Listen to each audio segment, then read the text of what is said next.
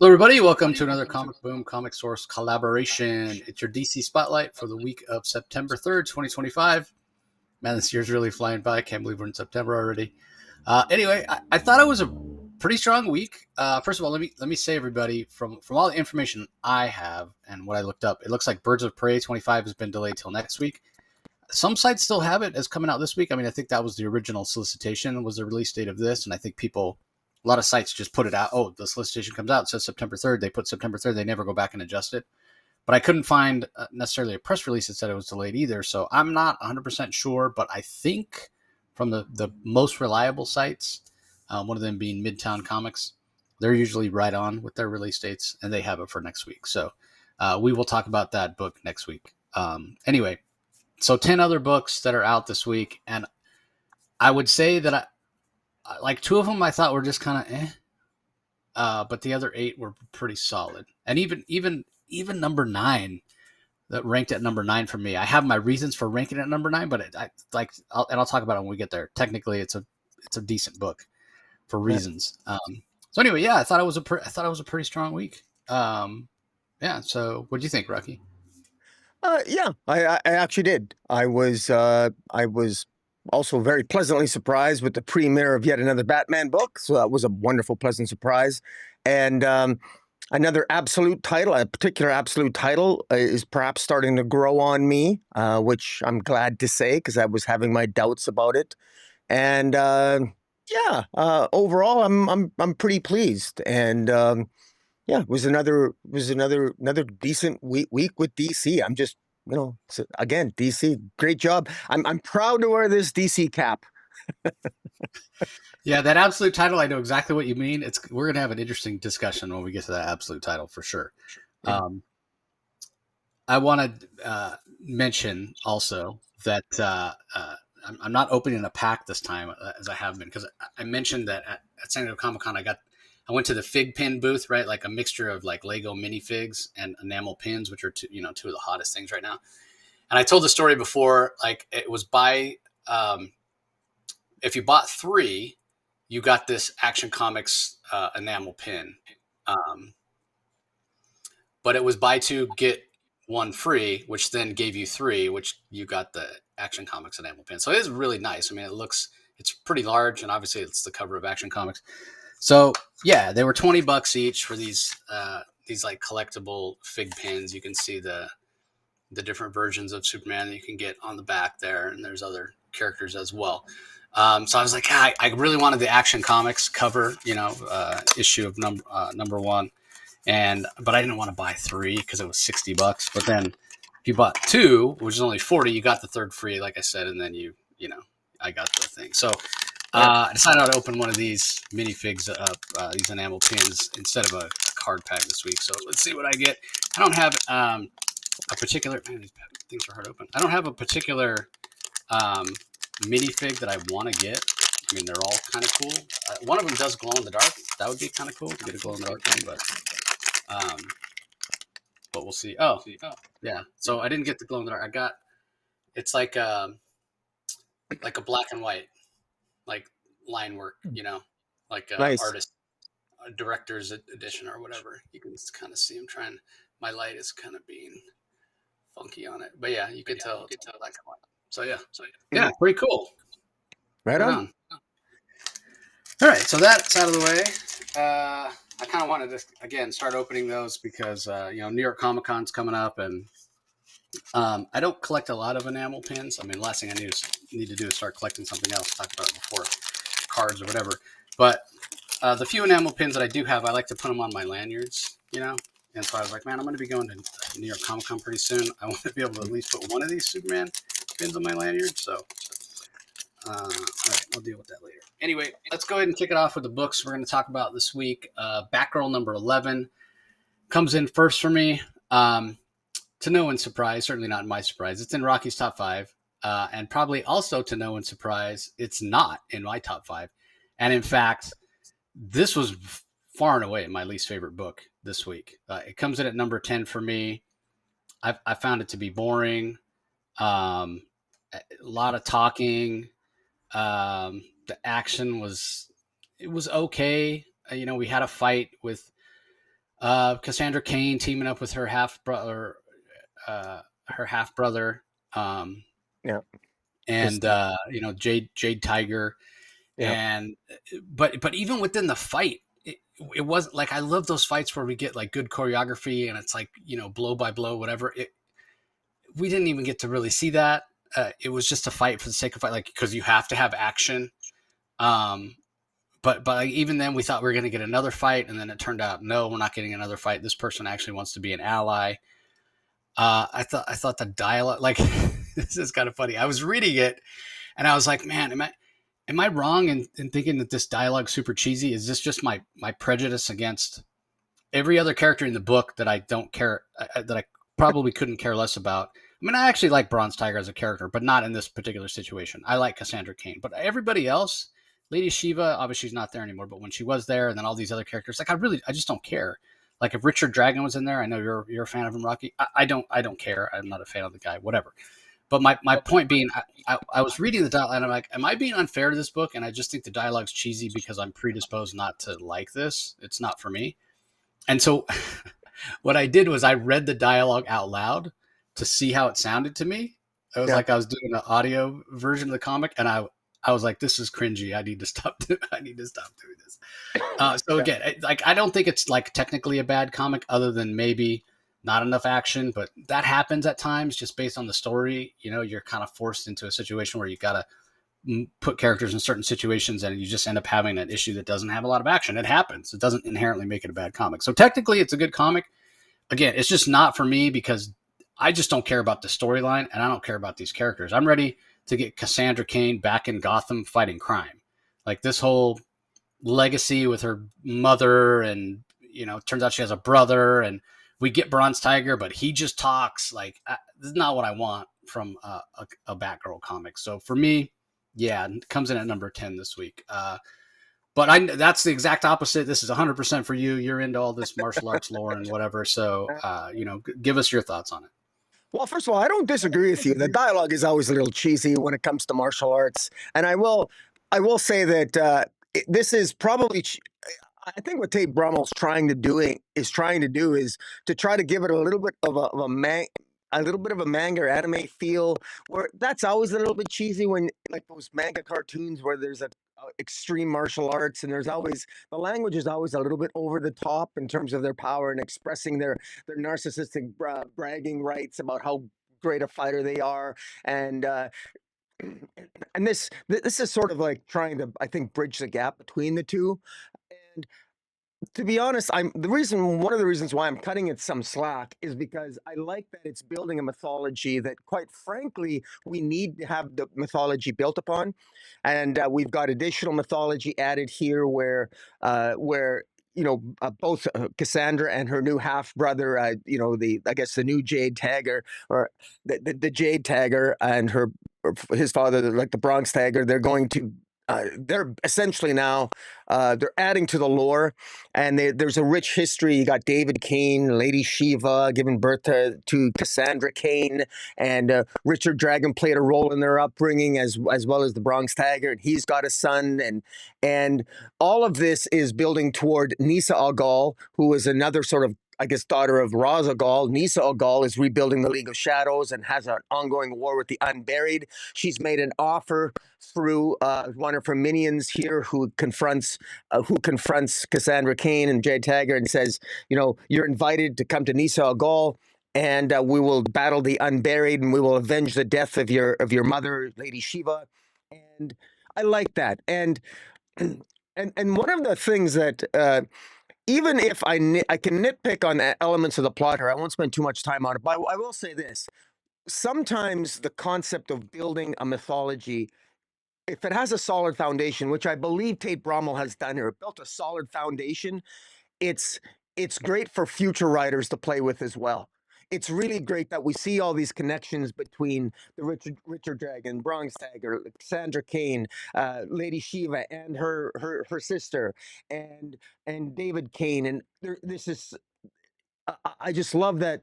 Even leaving aside miss any misgivings regarding the plotting and the narrative, which for the most part I'm very forgiving of because I'm biased. I love the characters. I think that there's a lot of potential here moving forward, and this is it does somewhat have a happy ending with a promise of more stuff to come. So I enjoy this, and it did make my top five because I did, and it's accessible and it's not drowned up in other aspects of the DC universe. It's within its own world, and I kind of like that. And yeah, so yeah, I enjoy it. Yeah, I mean, almost like a kung fu, that old TV show Kung Fu kind of feel with Yeah. Cassandra Cain on this quest.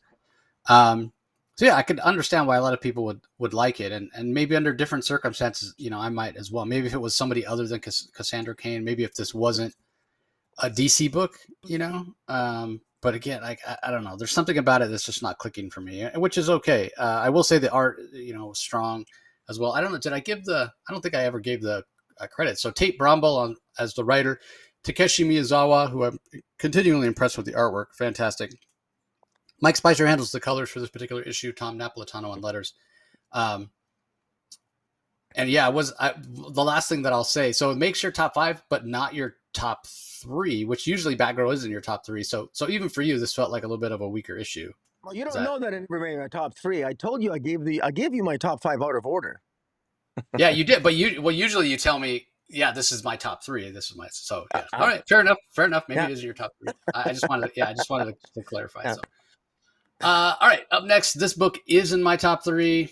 It's Adventures of Superman, Book of L, #1 from writer Philip Kennedy Johnson, art by Scott Godlewski, colors by Alex Squaremess, letters by Dave Sharp. So this is interesting. There were some aspects of Book of L in the Future State Book of L titles that Philip Kennedy Johnson did. But, we all know the Future State was, first of all, it was bad. The whole event was just bad. And we'll leave it at that. But there were aspects of it that were, hey, this could be a possible future that possibly could come to pass, possibly for some of these characters in the DC universe.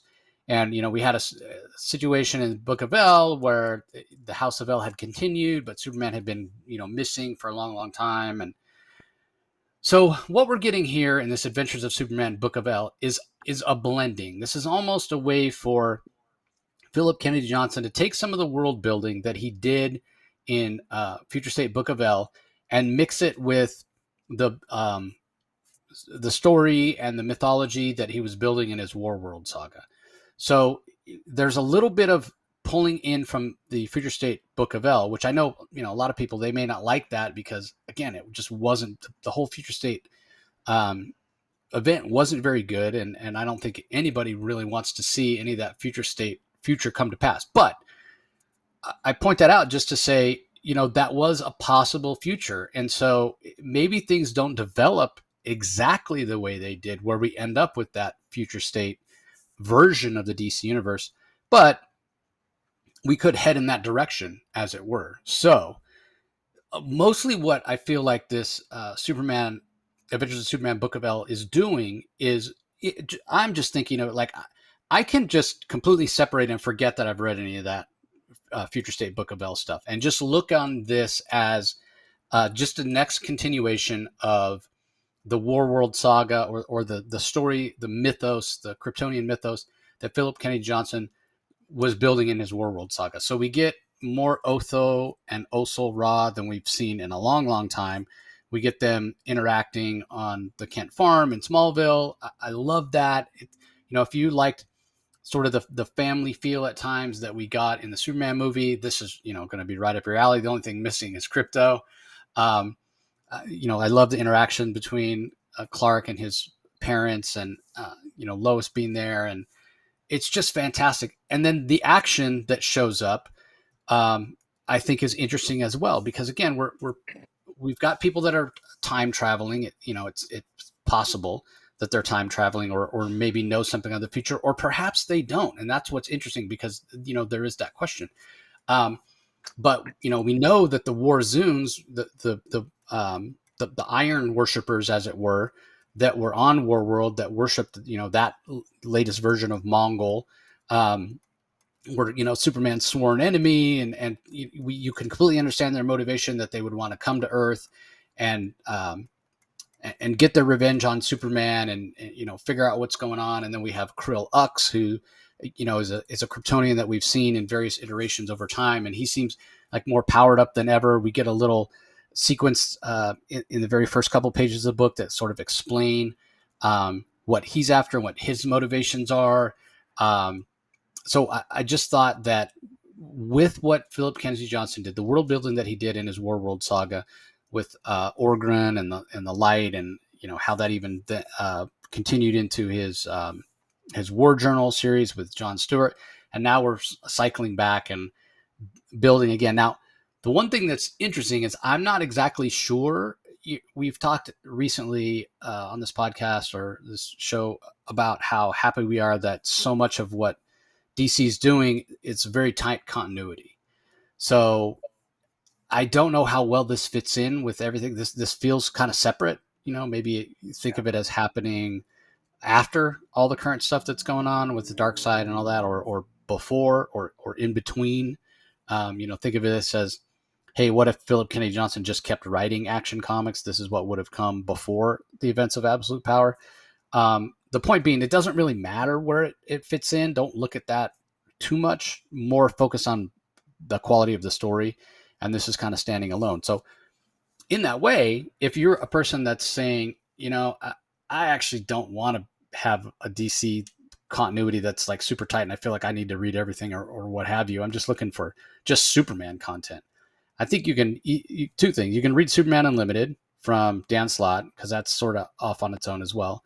And then you could also just pick up the Philip Kennedy Johnson collected editions and read that, and then segue right into this.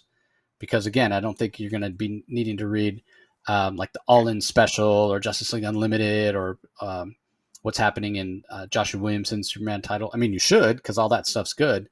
But if you just want, or maybe you just are a fan of Philip Kennedy Johnson and you read the War World stuff and now you're like, where do I go next? I don't really care about the overall big story that's being told in the DC universe. You can go here. And I thought the Scott Godlewski art was really fantastic. I thought he did a fantastic job. There's a lot of action. Seeing John Kent and Superman fighting alongside each other against Krill Ux on the War Zoons was fantastic. Like, there's just a lot to love in this particular issue, not the least of which is the idea of the mythos that Philip Kennedy Johnson is giving us. And I hope you all listened to my interview I did with him at San Diego Comic-Con, because he talked about how we're going to get text pieces from the Book of El, which, think of the Book of El as like a book that's written, far, far, far in the future, looking back on, this possible future that could have taken place where Superman disappears and there's other descendants that are trying to live up to his name and what have you. So it really establishes Superman as this mythic character, even more so than he is already in present time. Because if there's anything that will establish somebody as legendary, it's their absence. And Philip Kennedy Johnson is leaning into that. So it's almost like there's two different timelines here. One set in the future with the Book of El looking back. And then you have the current timeline with the War Zoons and Krill Ux attacking and what have you. So I love this. I was expecting to like it because, again, Philip Kennedy Johnson's a writer whose work I usually enjoy. But this even exceeded my expectations. I wasn't exactly sure what to expect. And so I really enjoyed it. And Otho-Ra and Osul-Ra are characters that I probably like them more having gone away for a little while and then come back to see them. I haven't seen them in a while. Like, absence makes the heart grow fonder. And the other thing that was really apparent in this issue, like, and Phillips talked about this before, so many people disliked John Kent being aged up, right? Like, that might be the understatement of the year. So many people railed on it for the longest time. Age him, de-age him, de-age him, de-age him. Part of the reason that Otho and Osul-Ra exist is because while Philip didn't want to undo, immediately, because he was the writer that followed Brian Michael Bendis, he didn't want to immediately undo what Brian Michael Bendis had done. And that, who knows how much of that was his decision, how much was editorial, what have you. But introducing these two characters, it's giving us a chance to see some of those things that maybe we missed with John Kent. And a perfect example of these quiet moments on the Kent farm, where Clark is thinking back to things that Pa Kent told him, and he's passing that knowledge and wisdom and life experience onto the super twins. So yeah, I say that to say I'm glad that they're back. I maybe, as I said, appreciated seeing them more in this book than I've ever have appreciated them as characters. So anyway, all that being said, I really enjoyed it. What did you think, Rocky? I can reveal to people who are listening that I didn't realize that this was actually a comic book. I thought this was just a reprint, and we delayed. You waited 10 minutes for me to read this comic because I thought it was just a reprint of the PKJ story of that we'd already read with the World Saga, and I thought it was just a trade paperback that was. But I was obviously I was mistaken. It's interesting, just like you're sort of biased against, inclined not to be a fan of the Batgirl mythology or what have you, at least the way it's approached. I'm just not. I'm not a fan of Orso and Ortho. I never have been. I don't like. I think it muddies the waters. And there's a whole slew of reasons. I'm just biased against the whole idea itself. But that's not fair for me to say. I want to judge this story based on its merits. And frankly, it's good. I mean, it's good. It's clear. It gives you all the foundation that you need. You basically, even if you're not familiar with, also or ortho, it basically more or less explains it. It is going to talk. It is, to me. This really feels like it has always felt a little bit, especially in this new DC universe, like this feels like an Elseworlds tale. For all intents and purposes, even though it maybe technically isn't, it's probably. I would suggest people think of it that way because it's going to be a lot easier. I don't like thinking of Superman and Lois Lane raising orphans in the mainstream DC universe. I just don't. But whatever, I guess we'll go with it. We haven't seen Oso and Arthur for a while. Now we see them. Uh, Even the whole House of L, the idea that in the future there's a book called the House of L, it sort of it makes me feel that there's like a future Bible referring to Superman, and that's just so not Superman to refer to like that I guess he's kind of like an avatar. He's sort of like he's almost godlike in the future, and he's got this huge legacy. I I get it. It just doesn't. It feels a little bit too. Ah, I don't know. It just doesn't feel right to me. It doesn't resonate. This Krillix, though, I mean, this feels like all the stuff that I criticize PKJ for, where he puts all these concepts out there and he has these intricate plots. When he nails it, he nails it. But when he doesn't, he sure doesn't. His strengths have always been his characterizations, not his larger storytelling.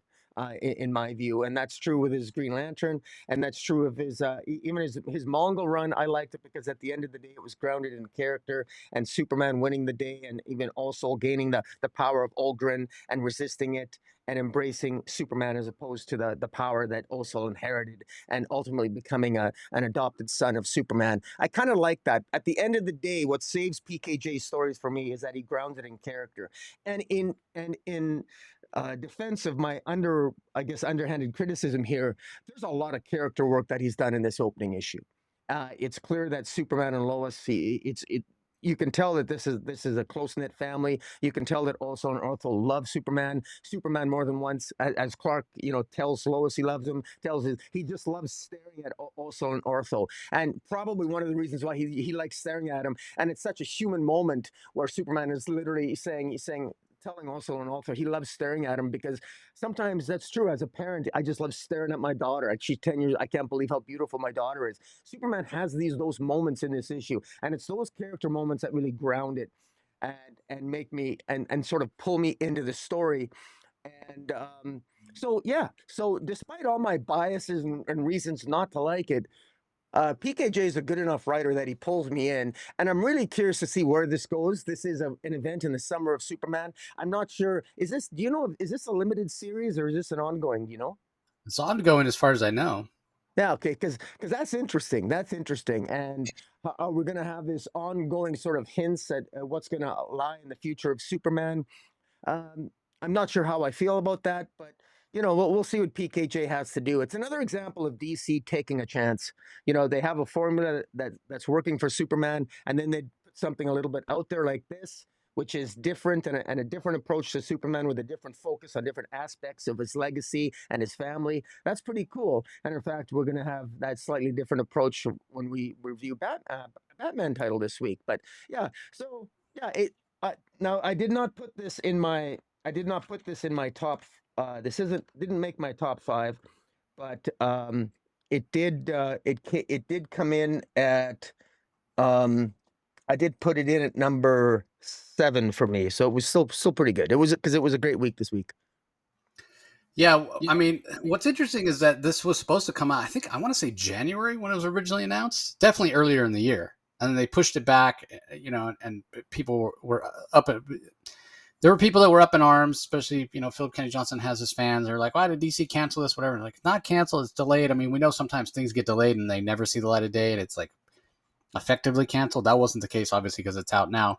But interesting that they chose to do it. Like maybe they didn't want it coming out during the events of Absolute Power, but I mean, I almost would say this would fit in before Absolute Power, but yeah, maybe the whole story does take place, in the summer of Superman. You know what I mean? Like before whatever the next stage is. Before, like I don't know, maybe if you had to nail, like you talk to Mark Waid or Scott Snyder or Josh Williamson or something, and like, hey, when does this complete story? Let's say this thing goes 20 issues. When do these 20 issues of Adventures of Superman Book of L actually take place? Well, they take place, after the events of Absolute Power, but before the event, after the All In special, but before DCKO, which we know is going to start in October. So yeah, think of this, even if it runs for a few years, might just all take place in that summer or whatever. We'll have to wait and see. I will say, like when you talked about them, you're just not a fan of them raising orphans.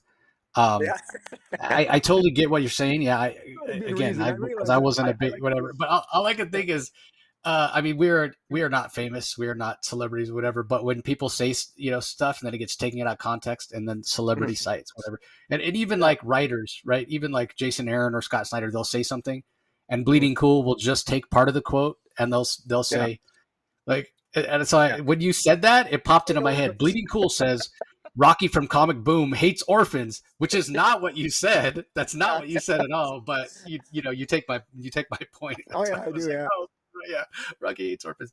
But the yeah, other thing you said that's interesting is that you love that he does a lot of world building, but he grounds it in character, and that for you is what saves the story.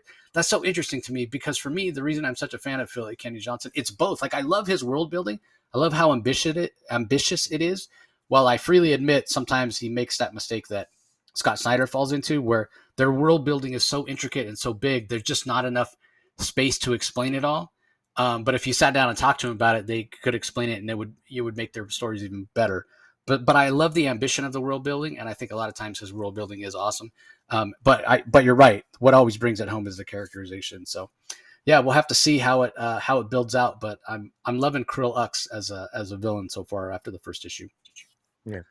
All right, up next we have JSA number 11 from writer Jeff Lemire, art by Diego Orlatugi, colors by Luis Guerrero, letters by Steve Wands. This might be my favorite issue of JSA to date. I thought it was really, really fantastic. So it made my top 5. It came in at number 5 for me. What about you? What'd you think?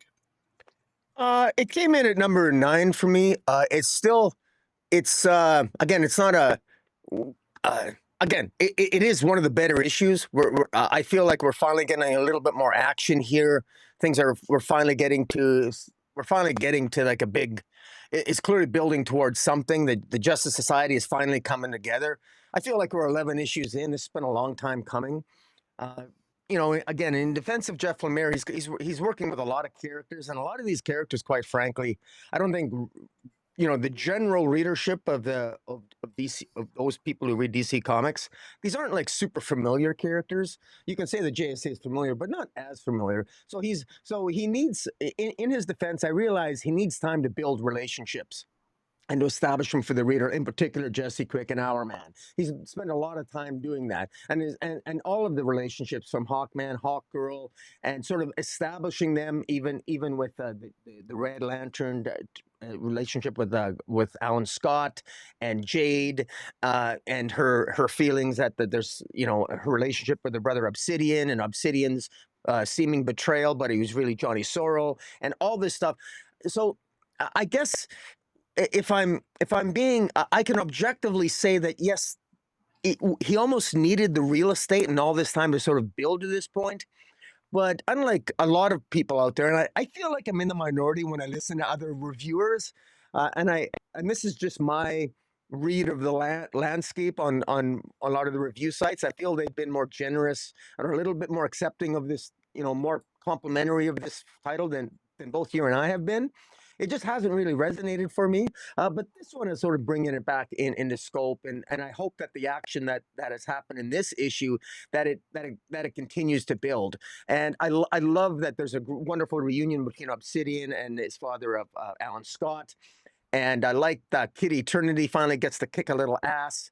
Clearly there's a leveling of the playing field here that I think has been a long time coming. And I hope it continues to build that way. Yeah. And again, I actually like the art a little bit better this issue. I don't know if I feel like it's a different artist. But it's the same one, Diego Ortega, but the uh, but the art just feels more detailed, and I don't know if it's just the fact that I'm finally getting some action. I'm being more forgiving with the illustrations, but yeah, it's not bad. I guess it feels like a little bit. I've read so many. I got so many fond memories of the All-Star Squadron. This sort of feels like I've sort of read this story before, even though I know I haven't. But I mean, if you're a JSA fan, I mean, this is kind of a must read. And Jeff Lemire is good at character work. But this has been a little bit slower, a slow build for me. But what are your thoughts? Yeah, I mean, yes, we've had action, but it's almost like the whole series has been character work and character interaction throughout, and it's been like setting up and putting the JSA in a really tough situation. And I feel like we've been waiting for this. This is the issue that we've been waiting for. And so it's almost like we get all the great moments. We get Obsidian, being rescued, waking up. We get Jakeem waking up. We get a little bit of a redemption for Khalid. Now he doesn't have the helmet of feet back. He gets the amulet of Horus, but that gives him enough power to actually be of help. We get the moment with Kid Eternity kicking ass, like you said. So it's like all along, it's been, as you said, a slow burn, but good characterization. And we've had a few different artists on it. But it's like all along with kind of the slower pacing, I've been waiting. Give me a moment or two, whatever. Then we get to this issue. We finally get all the moments are stuffed into one book. Yeah. With the stakes, ramped up with the Injustice Society having the Spear of Destiny, and what's that going to lead to, and whatever. So we'll have to wait and see how that all plays out. So we could debate on whether that was a way to plot it with all the good moments in one particular issue, but it really landed. And you're right. Like, I don't know. We've had issues of art, issues of JSA that with the art done by Diego Ortega, and it's been fine. But you're right. Like, I don't know what it is about this particular issue. Maybe it was the fact there were so many moments that it really kind of excited him, because his art takes a level up in this issue. Like, it's fantastic. Yeah. And maybe it's just that the fact that he's getting to illustrate these moments. You mentioned Kid Eternity kicking ass, the reunion between Alan Scott and Jade and Obsidian and all that. So yeah, it's just fantastic, and it sets up going forward some really high stakes for the JSA. So yeah, I'm not sure that I could put my finger on what exactly it is about this issue, that other than just those moments that feel like we're really building to something. So it's like we've really been climbing up this hill, like very slowly. Like, you want to talk about like a roller coaster, right? Like, we've been climbing up, we've been ticking up for so long, and so it's built this level of anticipation, and now we're like at the top, and we're about to take the big exciting drop. And that's kind of what it feels like. We're about to hit the big climax of this story, but at the same time, this is part one, right? This is Ragnarok part one. So I am sort of expecting us like that drop, that excitement of the drop on a roller coaster to last for a long time. I mean, and it needs to, right? It needs to last the entirety of this next arc, because we've been building for almost a full 2 arcs now. So if you want to think about the first 10 issues as 2 5-issue arcs. So actually, I misspoke. I guess this is Ragnarok part 11. So if it's 6 and 6, then maybe it is all going to wrap up in the next issue. I don't know. Jeff Lemire, he put out in his latest newsletter, his Substack, which I am subscribed to. I just haven't read it yet. I guess he was talking a lot about this run, so I hope it all doesn't wrap up next issue. I mean, in a way, obviously, I want the answers, and we got a lot of things that we, as I said, that we were anticipating: the reunion of Jade and Alan Scott and Obsidian, and Jakeem waking up, and Khalid getting power, or whatever, and finally the Obsidian revealed as Johnny Sorrow happened last issue or whatever. But yeah, we've been waiting a long time. So if it all is just going to pay off in issue 12, I guess that's fine. But I almost would rather have a couple of issues of payoff. Or I think again, like I hate to play script doctor, but maybe we should have divided these moments up between last issue and this issue. So I don't know. I don't know. JSA, I'm enjoying it.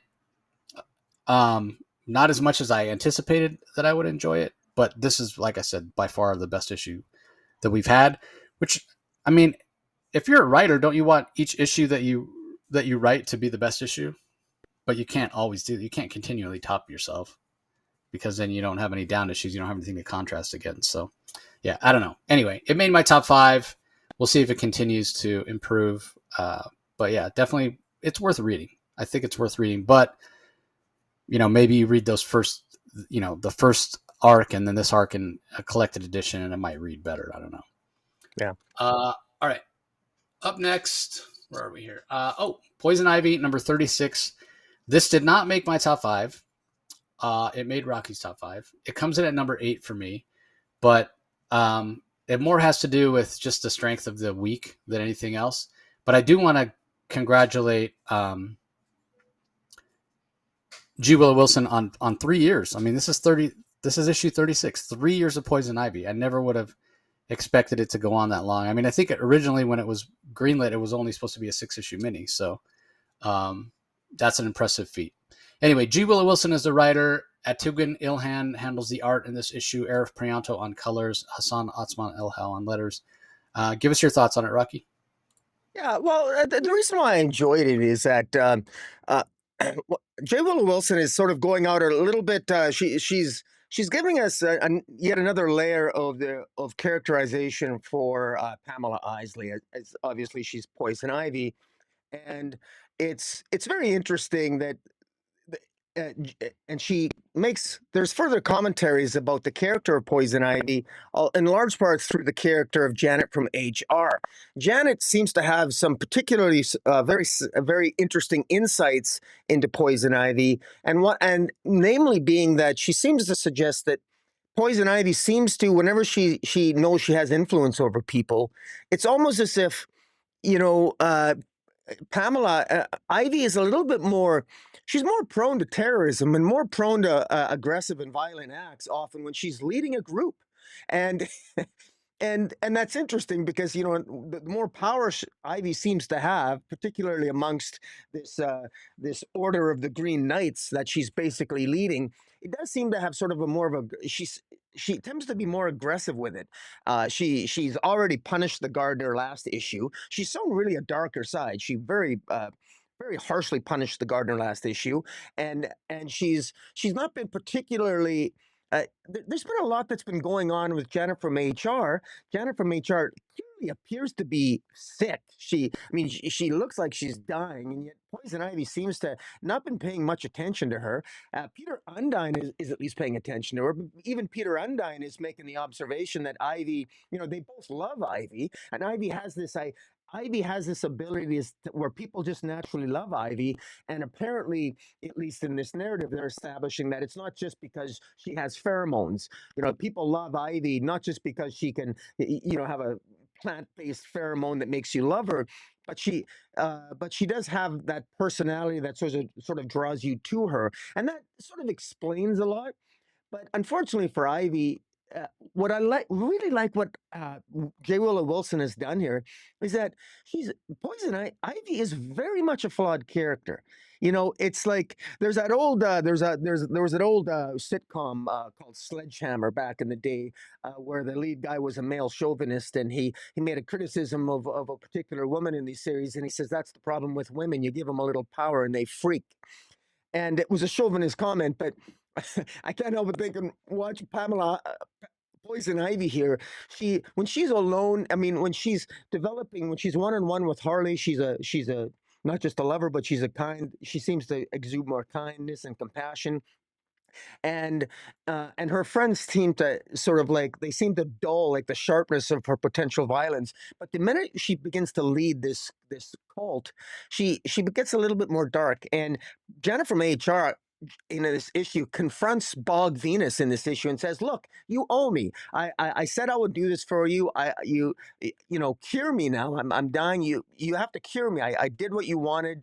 I made Poison Ivy. She was vulnerable, but Bog Venus, of course, has a different understanding of their deal, and he's not prepared to honor his end of the deal. And quite frankly, it there's Janet's likely going to die here by all accounts, and I don't know how she's going to survive.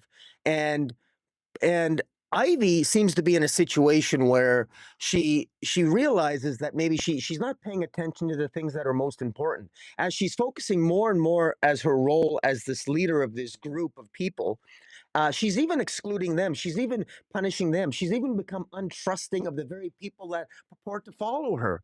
And I don't know if it's because, I mean, it seems to be that Ivy herself is becoming almost a little bit more the villain side now, and I'm not sure if that's it's interesting, and it sort of explains that dichotomy that we've always had and uncomfortableness we had when this series began 36 issues ago. That is she a villain or isn't she? And her turn to being a good person, well, she's that pull backwards toward the darkness is still there. And is it grounded in the pheromones? Is it grounded in the nature of Ivy's powers? Or is it just naturally part of her? Does she have a natural darkness? Is she evil or is she not? And I like that J. Willow Wilson is sort of making us question, well, man, just when we thought Ivy was going on the side of angels, maybe there's something pulling her back or holding her back. And anyways, I just think the character work here is what keeps me captivated in this series, and I think it works very well here. This particular issue ends with with Ivy discovering that Jenna from HR is clearly dying. There's something wrong with her, and but she still doesn't know the nature of Janet's betrayal, Janet's relationship with Bog Venus. And even Peter Undine knows some secrets that he's not revealed to Ivy. And so, she's got this huge, powerful group that she's leader and in control of, but there's lots of forces at bay here that aren't being honest with her, and it's understandable because she's showing more and more darkness, and so there's trust is falling apart across the board, and I like where this might be building to. But pretty good. All right. Up next, we have Absolute Superman number 11. This is from writer Jason Aaron. Carmine Dijon Domenico handles the art on this particular issue. Ulysses Areola on colors. Becca Carey on letters. This is in my top 3. It's in Rocky's top 5 as well. I thought it was, Absolute Superman continues to be my favorite Absolute title without question. A lot of action in this one. Give us your thoughts on it, Rocky. All right. If it's interesting, one of the I think it was in issue 9. Was it an issue? I think it was issue 8 or 9 where we got Brainiac's origin, the absolute Brainiac, and Jason Aaron did I think such a very interesting take on Brainiac, and the justification and the reason why Jason Aaron did that, I think it really comes home in this issue because Superman at the end of last issue was captured by Ra's al Ghul. We know that Talia al Ghul, his daughter, who was Primus, she of course is revealed she's the great betrayer. She's the daughter, and she clearly she supports Ra's al Ghul's idea of having a son of the demon. Of course, they want it to be Superman, and this entire issue is about the Brainiacs, Brainiac 1, and all the Brainiacs working under him, under the helm of Ra's al Ghul. They want to create a bunch of images, and they want to create multiple mental images and stories within the mind of Superman, who's incapacitated and unconscious and dreaming. They want to create him situations where he's continuously using lethal force. They want Superman to eventually become the great killer, to basically not only embrace what they believe to be his legacy or his destiny to become the son of Ra's al Ghul, son of the demon, but that they want him to become accustomed to using lethal force. And they do that by planting imagery and fragmenting Superman's mind with various false stories of him utilizing lethal force and what have you. And what Jason Aaron does so beautifully in this issue is that even while he's undergoing what Brainiac describes as enormous, incredible torture, uh, even within his mind, Superman still finds a way to have an influence on all the Brainiacs, because just like all the Brainiacs are, they're basically fodder. Brainiac One utilizes all the other Brainiacs working under him as fodder. One Brainiac suggested to Brainiac One that we shouldn't call it the Kryptonian meteorite, we should call it kryptonite. And well, he spoke out of turn, so he tells him to, cut your tongue out and put it in the pile. Like, they're all just parts. They're all useless. They're all just minions to something larger. Just like Brainiac, all the minions under Brainiac, Brainiac doesn't care about any of them, just like Ra's al Ghul doesn't care about anything other than his legacy and the people that are he doesn't care about anything. He only cares about his legacy and his son, and about controlling the world, however that may be done. And the way that Superman, even the Brainiacs, the Brainiac minions, you could tell they're beginning to side with Superman, because Superman tells them that, you have a right to live. You have a right. You don't have to do what you're told. The way you're treated, it's unfair. And so already you see the pleads, the influence of Superman isn't just on other life forms. It's also on AI as well. That AI can also desire to have a better life. That this putting life first, putting life above all, is something that even an AI construct can embrace. And of course, this annoys Brainiac. This is obviously going to get to the heart of what Ra's al Ghul may or may not be able to do in terms of influencing Superman. And then you even see this theme of lethal force even plays out with respect to Lois Lane, where she wants to kill Talia for what Talia does to her father in this issue. General Sam Lane ends up trying to rescue his daughter Lois Lane and Jimmy Olsen, who is of course a member of the Omega Men. And there's everything is building towards something here. And then finally at the end, Saul, the Kryptonian suit that has been part of Kal-El since he arrived on Earth, sort of comes alive again, and is seemingly unaware of it in terms of exactly what's going on. And the big question here is, of course, we know what the answer likely will be, but will Superman lose lethal force? Is this Brainiac programming of Superman to get him to use lethal force, is it going to be successful? Will Superman win the day? Interestingly enough, they call him Kal-El. What I found very interesting, there was a scene part here where Jimmy Olsen says his name's not Superman. His name's, he calls him Kal-El. And it's interesting. So even the name Superman seems to have has perhaps a negative connotation in the mind, at least of Jimmy Olsen, because it's Ra's al Ghul that's calling Kal-El, and it's Brainiac that refers to him as the Superman. And in many ways, maybe that's not a good thing, because you don't want him to be perceived as better than or somehow superior to anyone else in terms of the equality sense, that type of thing. But in any event, thought it was very interesting. Even with Saul returning at the end, I think of Saul, I think of soul. Superman gets his soul back, his Saul back. I don't know. I just think maybe I'm reading too much metaphor into it, but I just think it's so cleverly done. And so much of this relates back to that all Brainiac issue.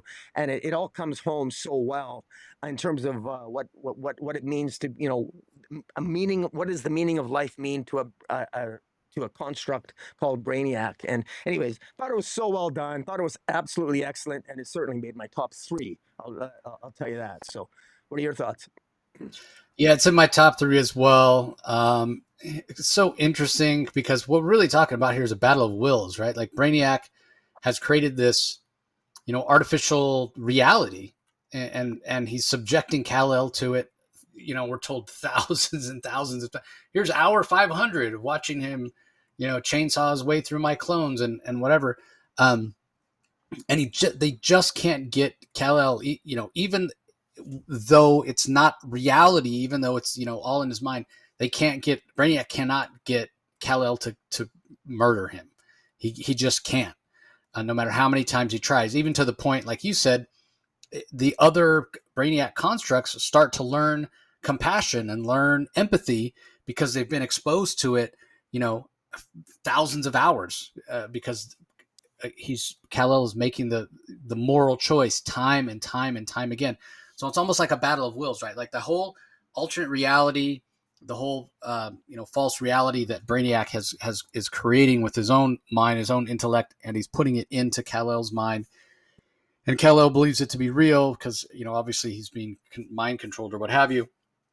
And so we're really talking about a battle of wills and a battle of like morality in a way between Brainiac and Kal-El.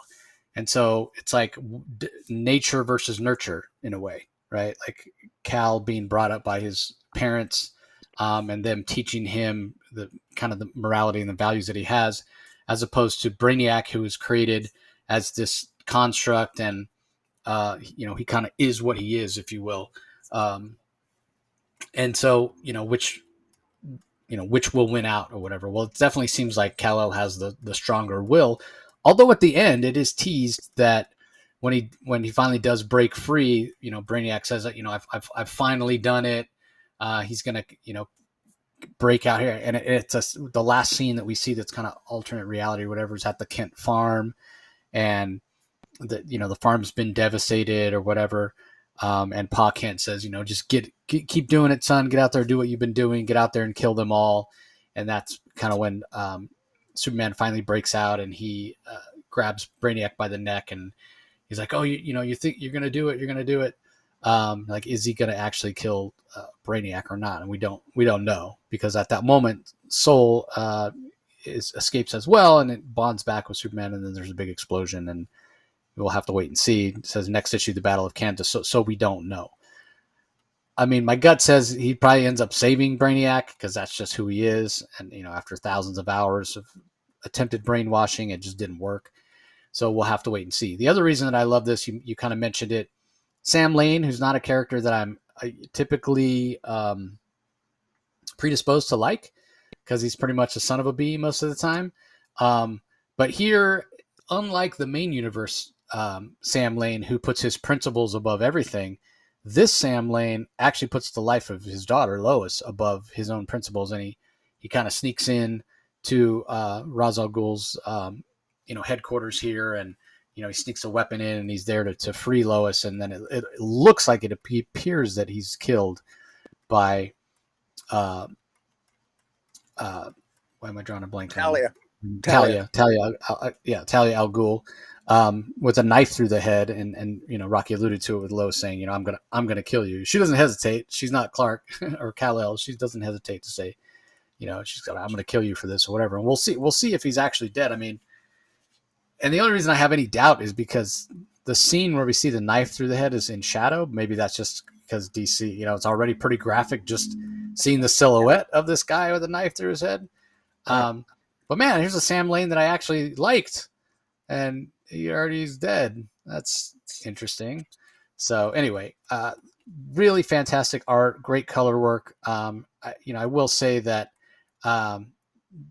Absolute Superman has had fantastic art throughout, so that's not really a big surprise. We've seen Carmine Di Giandomenico fill in on a page or two before, and then I think this is the second time he's filled in on an issue for Rafa Sandoval.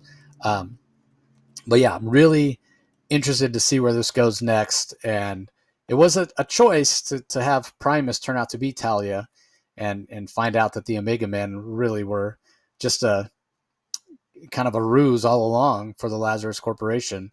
But the way Jason Aaron has set it up, I do wonder, like, if I have any nitpick about Absolute Superman, like the way he set it up, there's such a global force.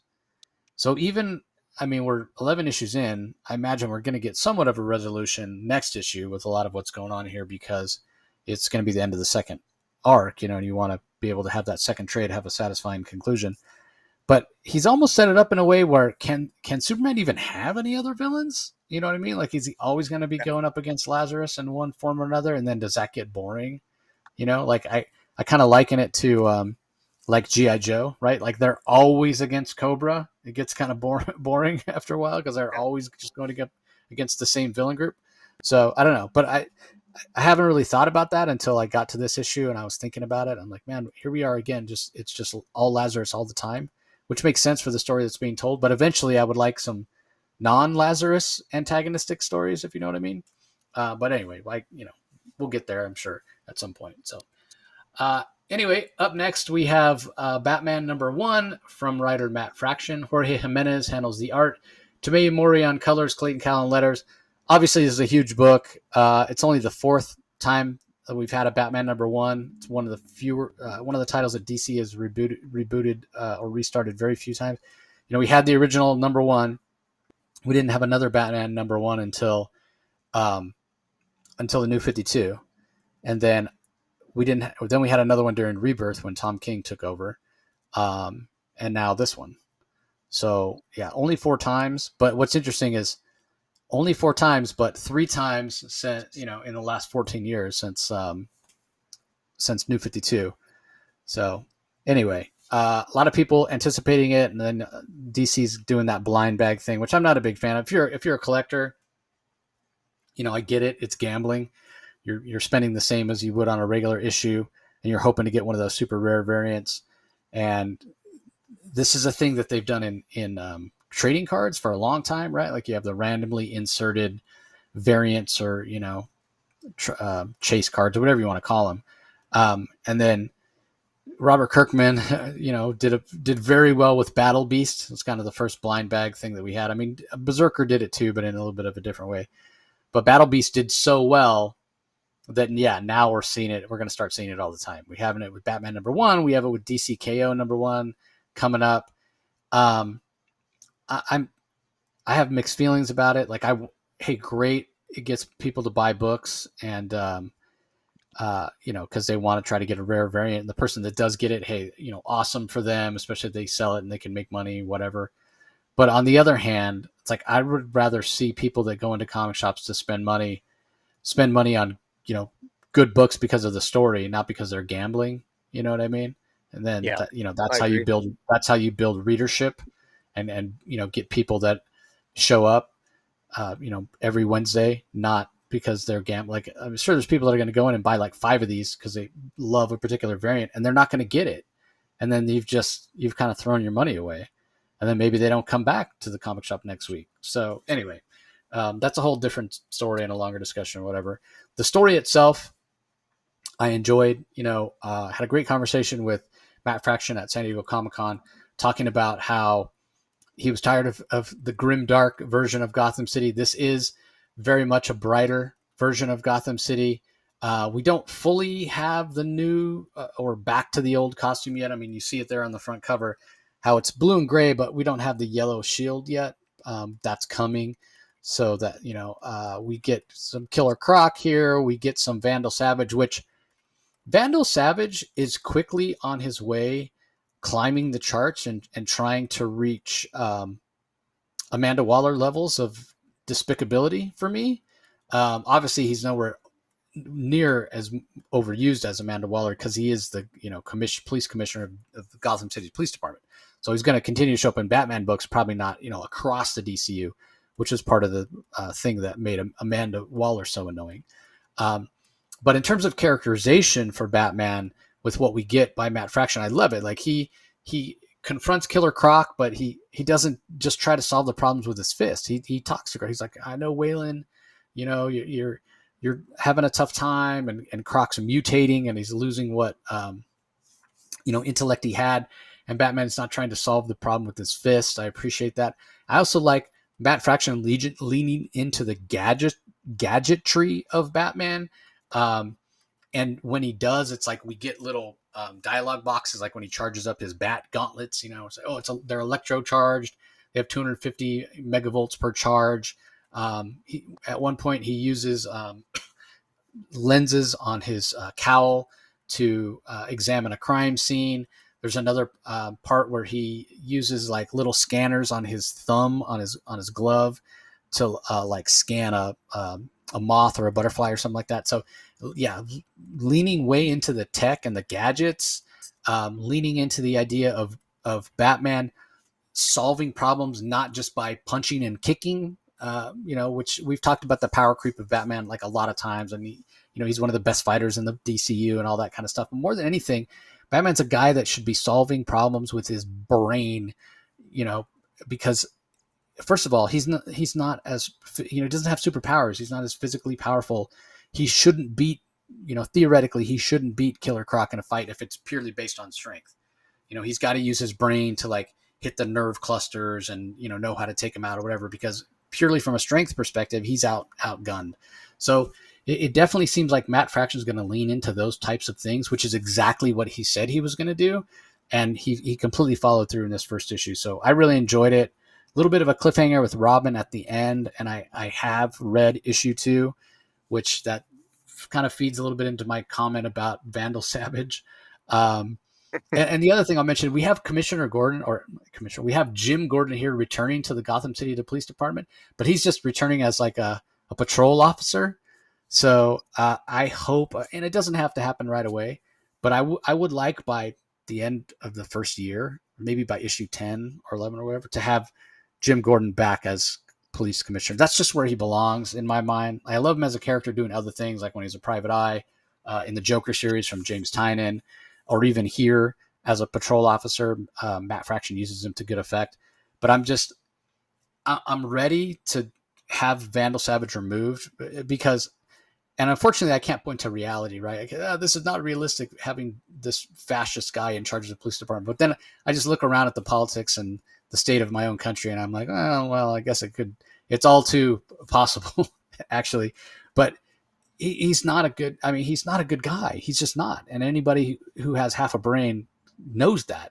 And so it just bothers me that he's the commissioner and the things that he's doing. And obviously, Matt Fraction's using that to tell a good story, right? Because we do have the new unit of the Gotham City Police Department that they talked about at San Diego Comic-Con, and they show up on the page here, and they show up again in the second issue. And what does he say? He says they execute high intensity security operations, and they're calling them TUCO, Tactical Urban Combat Officers. And it's not dissimilar from what Olivia Pierce did or has been doing in Bloodhaven. With Yeah. with the, what's her name of her, Spheric Solutions. Yeah. Spheric So yeah, very similar with what's happening here. And again, we'll get more of that next issue with what happens with Robin and what have you. So anyway, what are your thoughts on this, Rocky? Well, I echo your comments. I think it's really good. One of the things that this is a new Batman series. I don't know if we needed to start a new Batman series, but my big thing Well, is let me start. One of the things I forgot to mention. Part of the reason we're getting a new number 1 here is, don't forget, the old series hasn't ended, so you had to do a new number 1, because who knew that Jim Lee would be late and Hush 2 would be late? So that the old Batman series is not technically done. It's just delayed. We're still getting more issues of the previous volume of Batman, series to come. I think we have 159, 160, and 161 to come. And then technically this starts. So, but we're actually getting the first 2 issues of this before we get the next issue of Batman. So they were sort of forced to start over with a new number 1, but completely of their own making. They did it to themselves. They should have known that Jim Lee and Jeff Loeb would be late. I knew. Everybody with half a brain knew. So anyway, sorry to interrupt. Thank you, because that's a very good point. And shame on Jim Lee, but I mean, I guess, what are you going to do? You can't. It is what it is. But I'm glad. This feels really good. I like this. This is like, it's sort of like when Chip Zdarsky came on. When a new writer comes on to a Batman series, whether it continues or new, you want it to be good. This feels good to me. This feels like the continuity is continuing. It feels like this could have began right at the end of Zdarsky's run, and for all intents and purposes, it is continuing from Zdarsky's run. We still have Vandal Savage's commissioner. Former Commissioner Gordon is now just a beat cop again. And this Batman is just cool. He's got you said he's got a brand new costume, and he's more tech savvy, or at least he's always been tech savvy. But I like how Fraction is sort of focusing on that. You mentioned it, and also in particular, one thing you didn't mention was there's an AI construct of Alfred, which I think is almost like Batman's moral compass, or like his sober second thought, always in I'm watching Dexter right now, and Dexter, of course, has his dark passenger. Dexter, the serial killer in that series, he's got his father who's talking to him all the time because Dexter's got a code in terms of who he kills. So it reminds me a little bit of that. Alfred, Batman doesn't need to have Alfred's voice in him. As an aside, but it's nice to see Alfred again, even if it is just an AI construct. And I like that. And I also like the fact that this Batman doesn't seem to be quite as dark. I love the fact that at one point he rescues a couple of girls in a park that were basically going to be assaulted by this gang. He stops them, and then he's going to run off and do his own investigations. And the girls say, "You're not leaving us, are you?" And he says, "Never." Exit. EMT arrives in 3 minutes. Until then, car, protect them. I mean, it's just stay within the light. That's what he tells them. Stay within the light of the Batmobile, and you're going to be protected. It's just cool moments like that. That of course Batman and doesn't even hesitate. Of course, I'll never leave you. I'll always. It's just that attitude. Fraction, of course, gets it, and it exudes on every page. His relationship with the people of Gotham. Maybe Vandal Savage has a corrupt police department. Then, subject, of course, you got Officer Gordon, who's going to probably be the good side, the uncorrupt cops. But there's also even the professionals like the psychologist of Killer Croc. She knows to call Batman first. And she tells Batman, "Well, I didn't want to call the GCPD because I know what they're going to do if they're going after Croc. I'm calling you because you're gonna." She just knows you're going to have more compassion when you go after Croc. You're going to understand, and Batman does. And even the conversation he has with Croc, it shows Batman's humanity as opposed to his darkness. And that's always a fine line that writers take. Do you focus more on the grim and gritty Batman, Frank Miller-esque? But lately, I think in the last 10 years, I think we've slowly had different interpretations of Batman, sort of moving away from that classic Miller interpretation. And this is one who's a little bit more tech savvy, a little bit more grounded, maybe a little bit more closer family connected. And it's nice to see. And the art by Jiminez is fantastic. The city of Gotham it does look more modern, and I really like that. It almost reminds, it has more of a like the scene that Jimenez illustrates on a double page spread. It almost looks like a cross between downtown New York and almost Las Vegas. It's modernizing Gotham City in a way that I like, because you can still have corruption in Gotham City and make it look a little bit brighter. You can have a brighter city that looks more visually and aesthetically pleasing, and still have corruption all around. And anyways, I like it. I think this is really good, and it did make my top 5. So good stuff. Yeah, obviously, as you can imagine, with the new Batman #1, there's so many covers, but a little frustrating that every one of them. I mean, yeah, they're different styles, they're different poses, whatever, but they're all just pinups. They're all Batman pinups. Like somebody brought this up on Twitter the other day. I think it might have been Jimmy. Was just like, "What do you think of these covers?" And I said, "Oh, they're boring, and they don't show anything about what's going on in the story inside." Like, I just miss the old school covers that we had. And again, a conversation for another day. But yeah, I will say that Mark Silvestri variant. There's a Jim Lee connecting cover, but the Mark Silvestri favorite and probably the J. Scott Campbell, because J. Scott Campbell typically, he's doing good girl art, and so I don't know that I've ever seen him do a Batman pinup before. And then that's the one. If you're watching this on YouTube, it's the one over Rocky's shoulder. That's J. Scott Campbell. You're right about the interiors with Jorge Jimenez. He's fantastic. He doesn't get enough. I don't think Jorge gets enough credit for his storytelling, like how strong his storytelling is. Never can I ever remember ever with any 2 panels in a Jorge Jimenez drawn book where I ever had to go back to try to understand the transition from panel to panel. Never, not once. On top of which his aesthetic is just really, really fantastic. And he's really fast. So anyway, moving on, we have the finale of Resurrection Man, Quantum Karma. It's issue number 6 from writer Ram V. Anand RK and Mike Perkins handle the art. Mike Spicer on colors. Aditya Bidikar on letters. Perkins does the first page. The page that in the previous 5 issues had been done by Resurrection Man co-creator Jackson Butch Geis.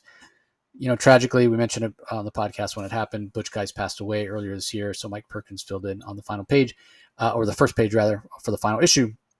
And there is a memorial page on the back with the um, other creators on this series all giving their thoughts on getting a chance to work with Butch Geist. So um, I have really enjoyed this series throughout its run. A lot of times it has made my top five. This time it just misses by hitting number six is where I ranked it. But again, that has more to do with the strength of the week than it has to do with this particular issue. It's a fantastic issue. I love the way it wrapped up. It made so much sense. Um, but yeah, it didn't make my top five. But I'll probably have a little more to add. But since it made Rocky's top five, I'm going to let him go first. So go ahead. Yeah. One of the this series is the perfect embodiment of probably every comic book Ramvy's ever written, because at times it got pretty deep. I think it got a little esoteric. I thought it got, at times even maybe a little pretentious, but it was a cool premise, and the villain was so cool. And linking Resurrection Man to Vandal Savage, and linking him to this new villain that sort of at one point in World War II eats the limbs of an iteration of Resurrection Man and becomes sort of this eater of the universe, this primal force that ultimately is further empowered by Vandal Savage giving him one of his arms, so that this I forget the name of the villain. He's got I can't remember the name of the villain. I think it's Goshaduro, I think, which is like Japanese for the demon or something like the devil, skeleton man. I can't remember what the but it's this Japanese myth of like this devil skeleton character. Like we have the myth of like Frankenstein or Invisible Man, whatever. So it's like that. Goshaduro. I Goshaduro. Yeah, but it's like devil. It translates as like devil skeleton. So I'll find it while you're talking. Yeah, but in any event, sorry, Gasha Dokuro. Gasha Dokuro. Yeah, but a really cool villain. And if I just want to simplify this as much as possible, this narrative is that one iteration of Resurrection Man, he's got a wife who basically helps. She's a brilliant scientist who helps sort of bridge the gap and make a discovery about the secrets of about accessing an energy source that and the secrets of the universe and the power. And she dies, and he, of course, and one of the things they said early on that I think makes this so poetic is that at one point he meets his future self at one point, and his future self tells him that saving the universe is a lot like falling in love. And that's kind of what this is here. It's Resurrection Man. That's really what drives home in this final issue, is that it really is like falling in love. And it's because in so many ways, what drives the universe, as this Resurrection Man in the previous issue, Resurrection Man managed to defeat his future self. That basically his future self has a different plan to try to defeat the mad villain. And of course, he had to trick his future self, and he did that through the help of the human target, which was pretty cool. And here he's inevitably moving toward, while the Phantom Stranger talks to him, he's moving toward the end of the universe where he's having his final battle. And ultimately, you think he's going to be destroyed, you think he's going to die and everything else. And the Phantom Stranger basically explains to him that everything's going to be okay, and that ultimately at the end does come. But just like the Resurrection Man, the universe itself is reborn, and just the idea that that his reviewing his whole life of consisting of grand victories, little joys, despair, and elation. He's had the privilege of making better choices, and he's arrived at the end of all things with regrets still. But even so, he says, "I'm not ready, but what I wouldn't give for just one more lifetime." And he does, and that the power of that comes from love, and of course the love of his life, that her passing, sort of that's short laid at the foundation of the narrative itself, and the linkage to that toward the end of the universe, and the idea of the corrupt and the evil giving rise to this sort of like cannibalistic sort of evil force. And at the end of the day, love wins the day. And it's his, and literally love does save the universe, and it is a lot like falling in love, because it's his love for his wife that ultimately, in my read of it, gives birth to the universe, and that there's always that process of nothing ever truly dies. And so while this ending, maybe some people could criticize this for being a little bit too out there, I loved it because I've said before, I'm repeating myself so much, I'm a sucker for a good metaphor. This was ripe with it. And when Ramvi nails the landing, he really nails it. And I think he nailed it here. I really enjoyed this because I thought I didn't want this ending to be too complicated or sound too esoteric, but it doesn't. At the end of the day, love won. It just happened to be at a very sort of, he took all what could have been seen as a more complicated plot, and he just sums it up really well that, sometimes the simplest answer is the answer that saves us all. And in this case, it's love. And that's what I took out of it. And I thought it was beautiful. And the art is also fantastic. What are your thoughts? Starving skeleton. That's what Gasha Dokuro translates as. Massive skeletal figure from Japanese folklore, 15 times the size of human. So yeah, it's a starving skeleton, and it comes from the idea of these collective anger and resentment toward the living because they didn't honor the dead properly, and they have manifested themselves as these skeletons that are always hungry no matter how much they eat. So it's very appropriately named villain here. The ending, I didn't see it quite as metaphorical as you did. I guess he didn't. It's interesting because this is a complicated story that has been built on it, and if you go back and look, the argument could be made that you're 100% correct. This is all about love winning the day. But at the other end of it, you could also, just to play devil's advocate, could look at it as sort of a logic problem.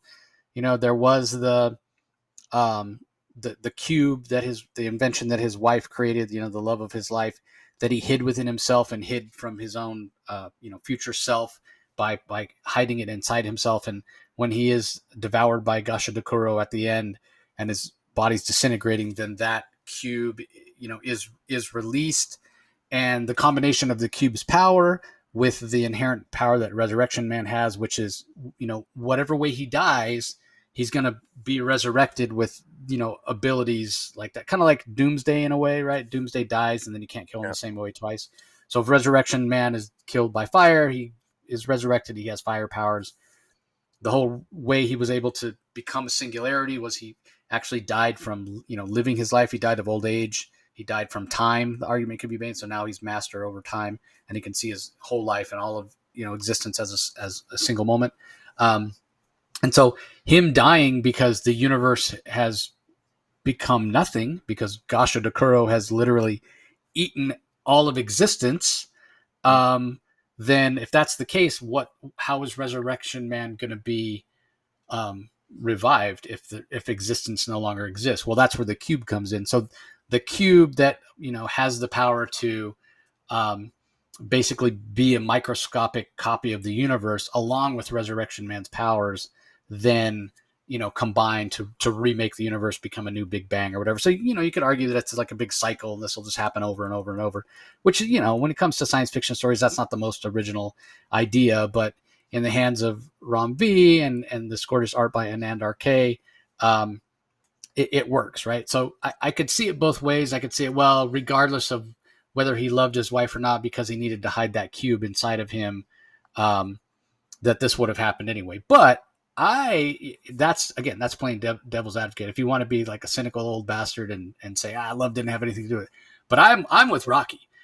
In my mind, Resurrection Man kind of doesn't care. It won't hide the cube inside himself. It won't really matter. He would sort of give up.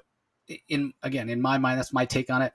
But the love of his wife, and looking back over his lifetime, and not just the love of his wife, but existence and the relationships that he had, and he had kids at one point, and all that he experienced, as a human, emotion and connection. That's what drives him to make the decision and be willing to sacrifice himself to Gasha Dokuro at the end, because of all those relationships, because of the love and the connections that he had throughout his life, those connections and the belief and wanting to honor those people and honor those relationships is the reason that he confronts Gosha Dekuro at the end, right? And then I would also make the argument that the reason that he was more than willing to hide the cube inside himself, the microscopic universe power supply, whatever you want to call it, that his wife created, the reason he was willing to hide it inside himself had more to do with wanting to keep the memory of his wife alive and in a way keep her close to him than it had to do with, or it was at least equal. It was at least equal to his desire to keep it hidden from his future self, if not, the driving reason. So, I prescribe to that notion as well, that this is all about love and connection and, restarting the universe, hopefully on a better note. You know what I mean? Like, the argument could be made, hey, the original Big Bang didn't have anything to do with emotion or whatever. And you're probably right. It's random occurrences of matter and what have you. But if this is a restart of the universe that's based on the microscopic universe contained in the cube, combined with Resurrection Man's innate abilities, and it's all predicated on the fact that he was willing to do this because of the love for his wife, one would hope that you would end up with a universe that was kind of instilled with love in a way. One would hope. So really great, thought exercise. And like Rocky said, these Rom V stories, you can get as deep as you want on them, and really can think about them for a long time after, or you can just take what I was saying before about it not having anything to do with love and just being a cool way to have Resurrection Man in losing and being devoured actually win the day. Like either way is probably valid, but I'm going to choose the more hopeful one that's infused with love just because I want to. But through this series has been fantastic. The art's been great, and just this. I may, when I re-rank them, I may sneak this into my top 5. We'll have to see, because it was really, really good. Yeah. All right. Next up, we have Cheetah and Cheshire Rob the Justice League, issue number 2, from writer Greg Rucka, Nicola Scott on art, Annette Kwok on colors, Troy Petrie on letters. I was a little surprised to hear that this didn't make your top 5. It comes in at it came into my in my top 3. Mine's number 6. It just missed it. Number 6, gotcha. Yeah. So I again, I thought it was really fantastic. Most of all, what I love about this is the humor that Greg Rucka brings to it, and the characterization that he's giving Cheetah and Cheshire. They seem like more fleshed out characters as opposed to just being kind of mustache twirling villains. And there's a tragedy to Cheetah that we've had, most recently with Rucka, and certainly when he came back and did the Rebirth Wonder Woman series with Nicola and Liam Sharp alternating issues. He kind of established kind of the idea of Cheetah as more of a tragic character, but kind of balancing that tragedy out with humor really works for me. And Cheshire, admittedly, she's not somebody that I actually have read a lot of stories with her. But from what I recall of having read her, she's been pretty two-dimensional in the past. So having her be a little more fleshed just out, fun. Yeah, a little more fleshed out, a little more fun, a little more banter between her and Cheetah. This is just and Nicola Scott is she's a phenomenal talent when it comes to the artwork. Annette Kwok on the colors is fantastic as well. And I'm not sure who it is, and this is all, this is going to be a typical heist story, if you will, in terms of story beats, right? So Cheetah last issue went to Cheshire, presented the scheme, what they're trying to steal, whatever. Cheshire's convinced, and as suspected, I said this when we reviewed issue 1, I expected the next issue to be them putting the crew together, and that's sort of what we get here, which is fun. So who the muscle person is, I'm not sure. Some girl with, I think she had pink hair, so I don't know, Rocky, if you're predisposed to dislike her, or if the pink hair hatred only extends when it's guys with pink hair. No. She's got. I think I had a question about this sort of cat girl. They refer to her, like they only give a descriptor of her as cat, And I'm wondering, was that actually a cat girl? Was that I don't know. I think she's new to me. And by Yeah, the I way, don't know. Yeah, no idea who she is, but she seems very, very powerful. She's in Hub City as well, which I don't know that I've ever heard of yeah, Hub City in DC either. So I don't know, but that's where the I'm in, question man. is She from. The seems like an question, yeah. yeah, She seems like a fun character.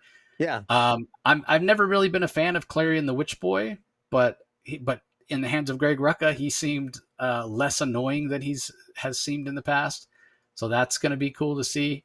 So yeah, I'm in, man. A heist story, Greg Rucka writing it, yeah. Nicola Scott drawing it, and whoever this pink haired I mean, she punches a armored vehicle at the end, and it goes like sliding into other armored vehicle. Like she's clearly very powerful, very strong. So if it's a new character, hey, great. Speculator alert, everybody! First appearance. Yeah, and I wish I knew. It might be a character that we're, who knows, maybe it's a character from Gotham Central, or maybe it's a character that Yeah, we've seen before. I'm not sure. I didn't even know who the first character was. Who I think the character is called Hazard, although I couldn't find her referenced on the cover. If you look right in the middle of the cover, there's a character called Hazard, and I believe that's the character, the first character that Jade, pardon me, that yeah Jade, that Cheshire tries to recruit. She's got psionic abilities and the ability to manipulate probabilities, and her yeah. apparent. She's from Infinity Incorporated from way Oh, back okay. when.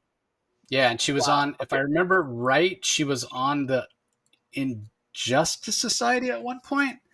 Okay, that Um, makes. and if you Okay. saw, like, if you Google her and look at her image, you'll recognize it because it's a I almost think it's McFarlane from like her Who's Who um, entry. I'm trying to find it now. Yeah, Yeah. it's Todd McFarlane in her Who's Who entry, and she has like these fishnet stockings on, and she's got like how the old people that used to the old dealers at like riverboat casinos, they'd have that visor on, and she has like Yeah. puffy sleeves or whatever. So yeah, Yeah. it's And that's Hazard. the image. Yeah, That's the image of her on the cover. So I was trying to find the cat, the pink hoodied girl yeah, on I the couldn't cover, find but I her. couldn't Yeah, find her. Uh, so it's going to be interesting to see. That's I kind of like that. I Not that maybe that was intentional on the part, but by the way, this is how you do covers, DC. You actually have them relate to the content in some way. That actually creates intrigue, and the cover actually gives some clues as to maybe who maybe some of the characters are. That's like really a clever thing to do with the cover, not all these stupid pose covers and everything else. I mean, I've been a broken record for years since we reviewed bitching about the lack of content relatability on the covers versus the content of the comic. But in any event, yeah, this was really well. I thought this was really well done. This does have sort of like an Ocean's 11, Ocean's. There's another all-female cast of Ocean's 8 vibe to it. If you're into those kinds of movies, Clarion the Witch Boy. It was kind of cool to see him as well.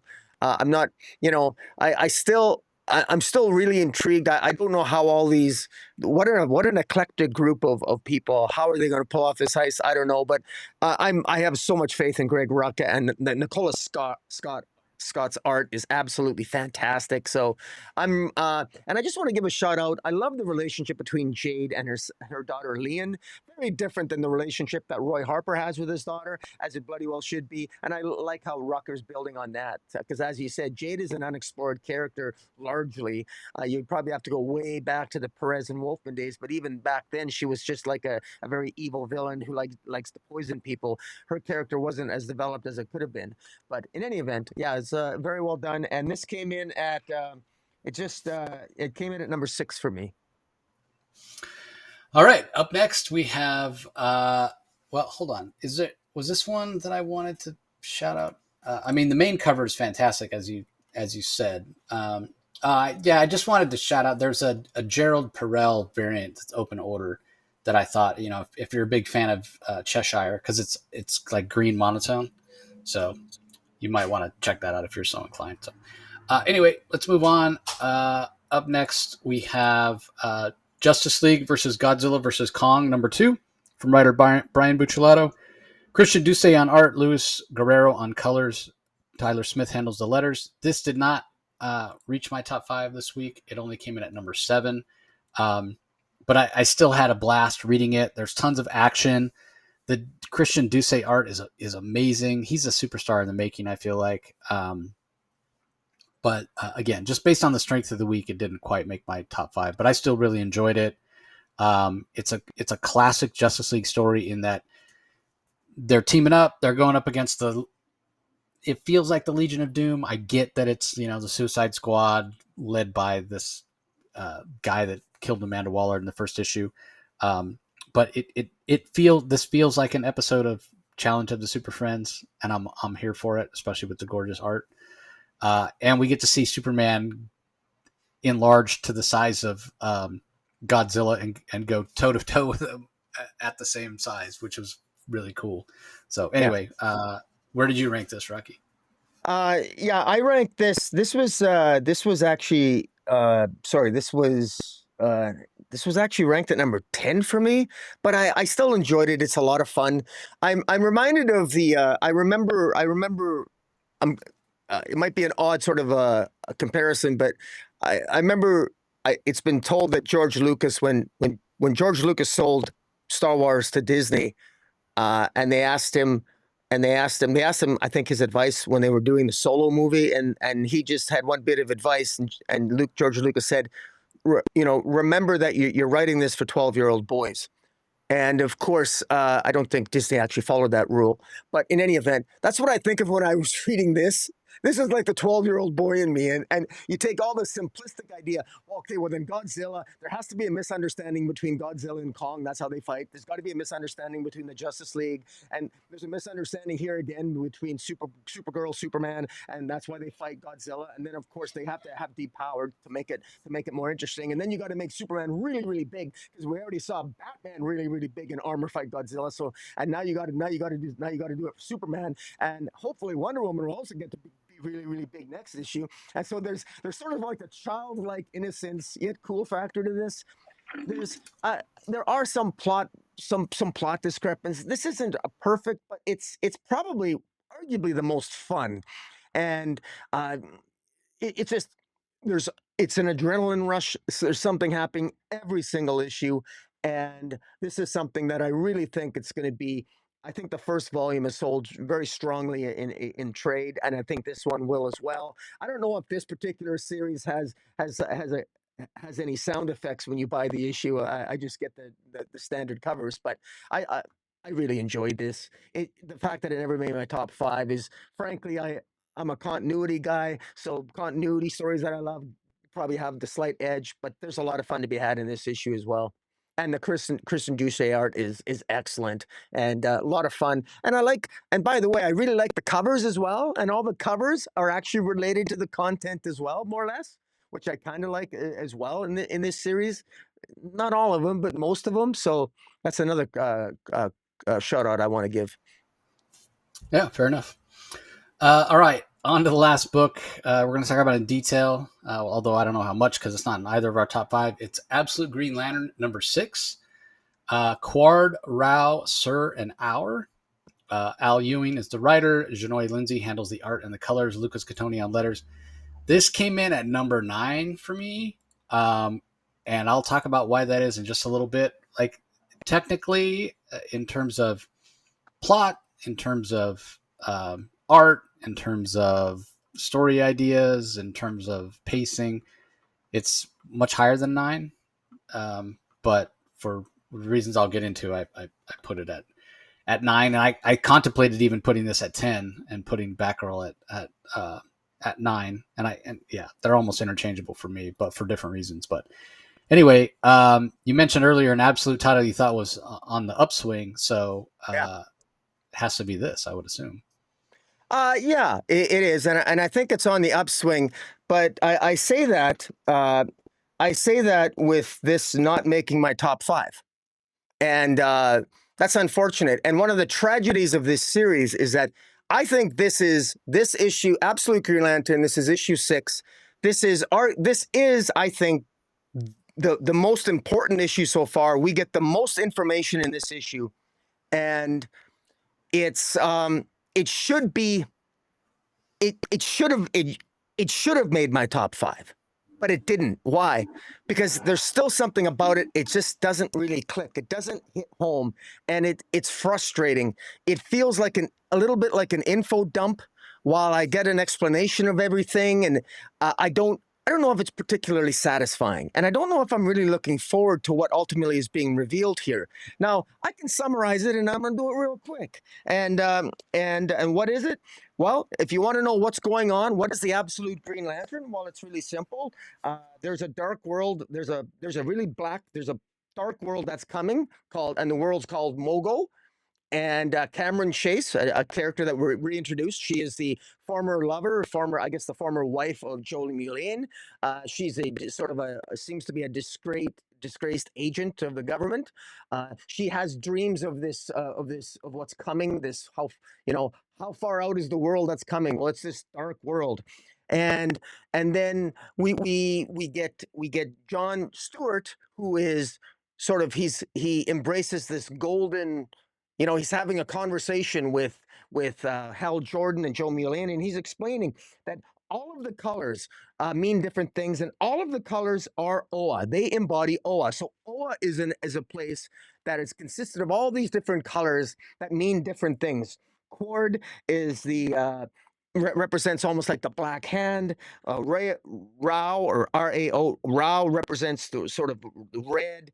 The Sur represents the green, and the gold represents sort of enlightenment.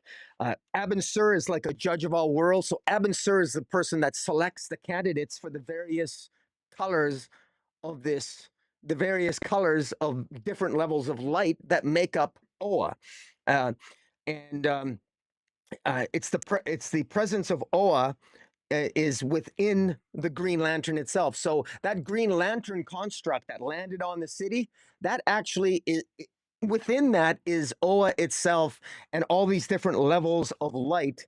And apparently all the people that we thought were killed so far are in fact still alive. They just sort of I think they're within this Green Lantern construct. And there's 4 levels of light consisting of the chaotic action, which is the black hand, the restraint of action, which represents the red color, the correct action, which is the green. And then if you have total understanding and enlightenment, then like John Stewart, then of course that's the gold flame, so to speak. And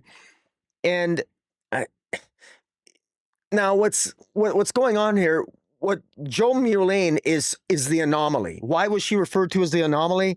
She's referred to as the anomaly because if you gain control of a flame, you can only have control over any of these flames if you have total understanding of all of them. Well, Joe Mulane doesn't have an understanding of any of them. So how the hell did she end up with the control of sort of like the green flame?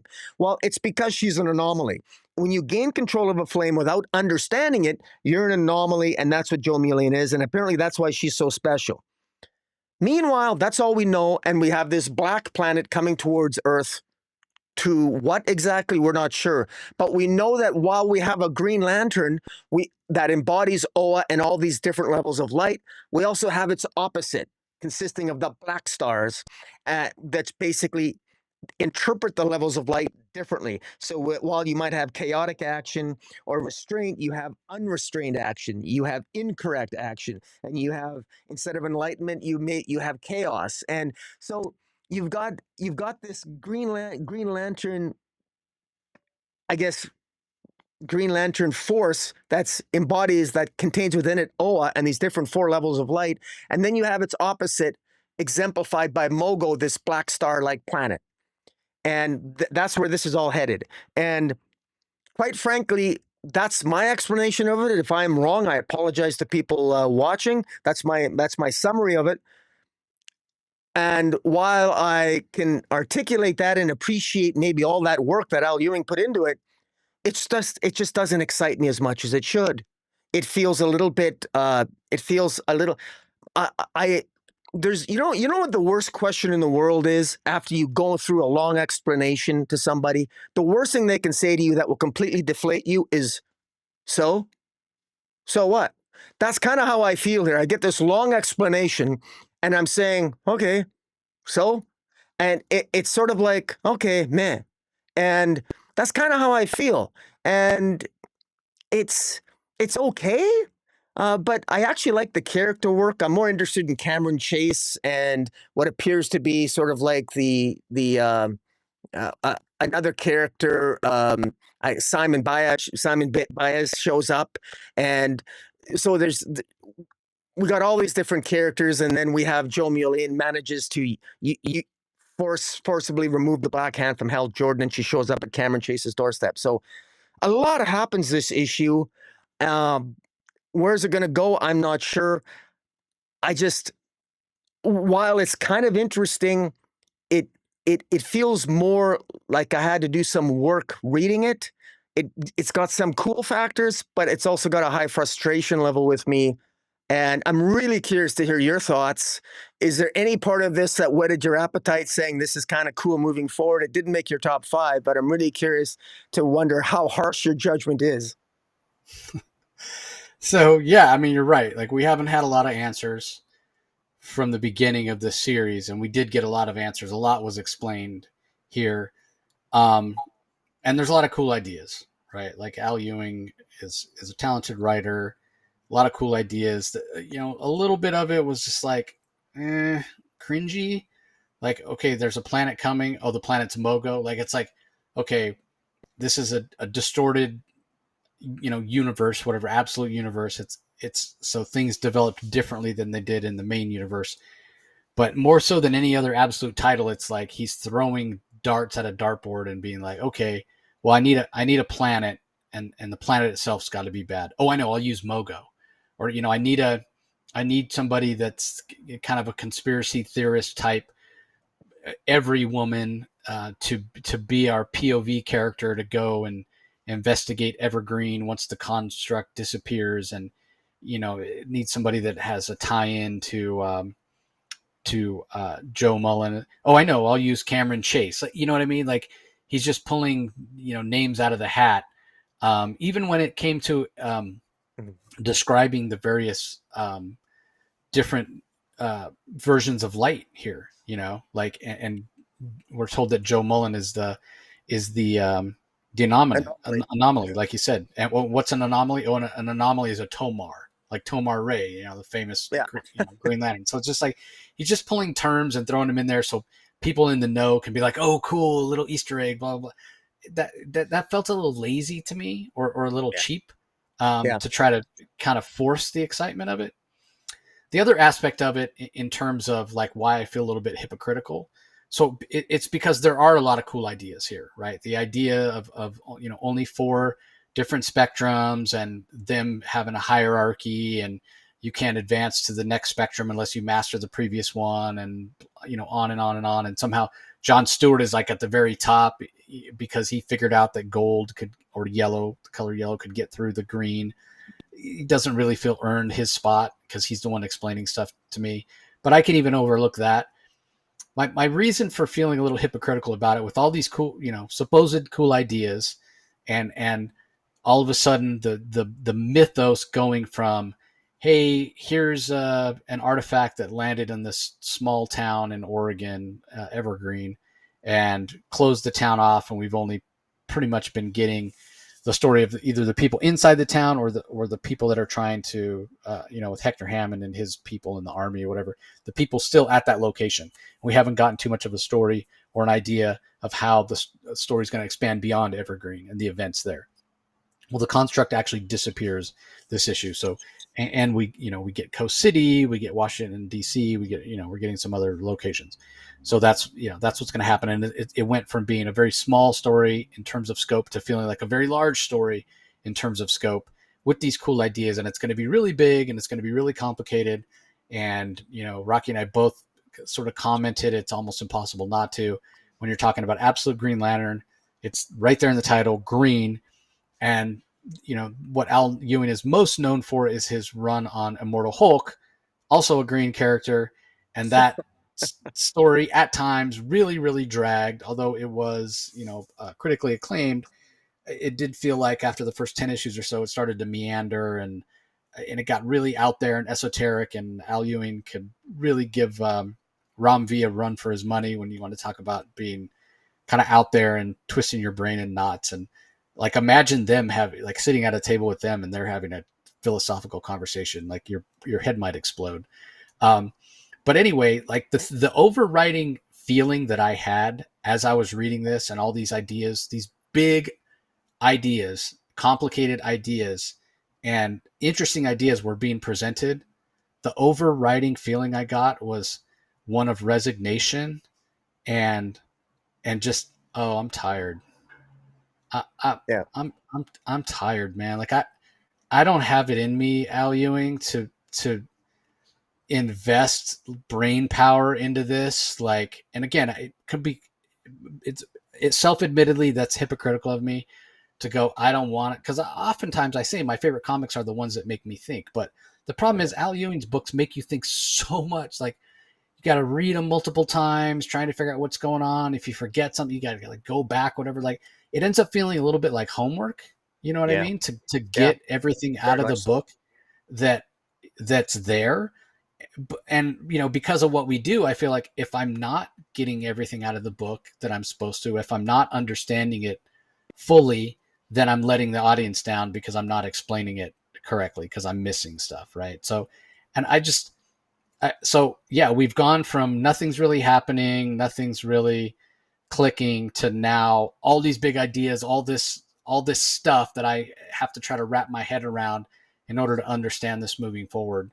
And it's like, man, we already got Martian Manhunter that's twisting my brain, and now this is going to start twisting my brain. And again, nobody's making us do this, right? Nobody's making me try to understand this, but I just this is just not what I want. I just don't I just don't want a super complicated book. I just don't. So again, it's hypocritical for me to have this ranked so low, um, because these concepts are really cool, and I'm sure there's going to be a ton of people that read this and they get really excited and stoked for it because these are new, fresh ideas applied to the concepts that exist for the Green Lantern um, idea and your Green Lantern Corps and the Green Lantern corner of the DCU. Like these are new, interesting concepts that can be applied to that, and maybe it will feel new and fresh. And maybe I will get on board later. But maybe it was just an aspect of when I read this, I was just like, oh my god, here we go, super complicated, exactly what I didn't want from another, Al Ewing book or what have you. But Yeah. so yeah, I have mixed feelings, but for now, it's at number 9. It's probably not deserving of being at 9. It's probably deserving of being higher, just based on the ideas, the quality of the ideas themselves and the quality of the book. But for me, I rank it more on the excitement that I feel for continuing to read the series and how the book made me feel when I did read it. Yeah. And this was not a book where I'd be like, oh my God, I Yeah. want to go back and reread this, but I probably will. I probably will have to several times because this is the book that kind of explains so many of the concepts that we're going to have going forward. So, Yeah. yeah, I, I, I yeah, do want to say one thing that Hector Hammond says something here, just a reference of incorporating the other books. It's a small reference, but you could tell he's a little bit, there's an ego. I think there's some, I think there's a competition between villains here that sort of that Hector Hammond at least perceives because he talks about Veronica Cale, as drop Veronica. He says drop Veronica Cale an email and tell her that Hector Hammond just cleaned up the Green Lantern. You're welcome. And also he talks about how nobody's got it, so nobody's got a lead on this Green Lantern. Not us, but not Roz. So he mentioned he so Raza Gul, Veronica Cale, Hector Hammond. We know that these are the big guys. These are the big ticket villains, the people that have a lot of power in this absolute universe. I just dropped that. It's a small thing, but it's something that ultimately I think might bear some fruit at some point. And I sort of like that's what I meant before because somebody commented in the chat last time about how they felt I was reading too much into it, and you've also said that in terms of it's not there like what I'm reading into it, and really I acknowledge that I'm not trying to imagine something that doesn't I realize we're not building toward necessarily some big advertised storyline, but what I at least like about this absolute universe is that the writers, I like that they're dropping those Easter eggs, and none of their references to each other are inconsistent. And and as a continuity guy, those little comments, those little minor comments with one line of dialogue like that, when Hector Hammond drops that, that excites the hell out of me. And the irony is, as frustrated as I might be with aspects of this issue, I kind of like the bigger picture as well, and that is in here, in my view, anyway. But that's how my head canon works. So anyway. Yeah, I mean, again, it'll happen when it happens. It doesn't really do much for me. Like I'm just again enjoying them for what they are. But yeah, except for this one, I'm not enjoying it for what it is because I don't want it to be complicated. Anyway, let's move on. Talk about the other titles that are out this week. You might want to be on the lookout for. Teen Titans Go is up to issue number 7. We also have a reprint of Batman 635, which is the reappearance for the first time of Red Hood in the Batman mythos. I'm not sure what year that's from, but I think that was when Judd Winnick was writing the book. Yeah, that was back in the day. When Jason Todd came back.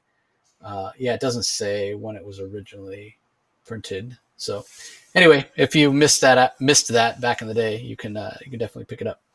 All right. In terms of collections this week, we've got a few. We've got Batman Arkham Asylum DC Compact Edition. That's the Grant Morrison story. I think it won an Eisner. Art by Dave McKean. It's very out there. It's very Grant Morrison. So it's a seminal work. If you're so inclined, you can pick that up. Batman White Knight presents Generation Joker and Harley Quinn, the deluxe edition hardcover. This collects both the Generation Joker miniseries 1 through 6 and the Harley Quinn White Knight presents 1 through 6 by Sean Gordon Murphy.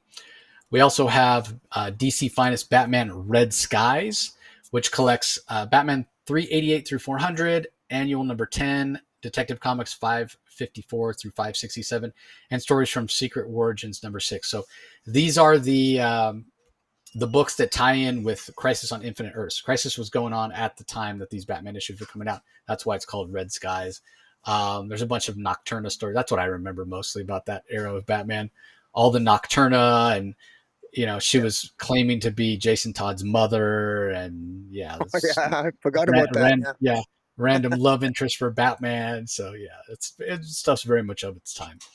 Also, Hawkman is getting an omnibus, Volume 1, which collects Hawkman, the 2002 series.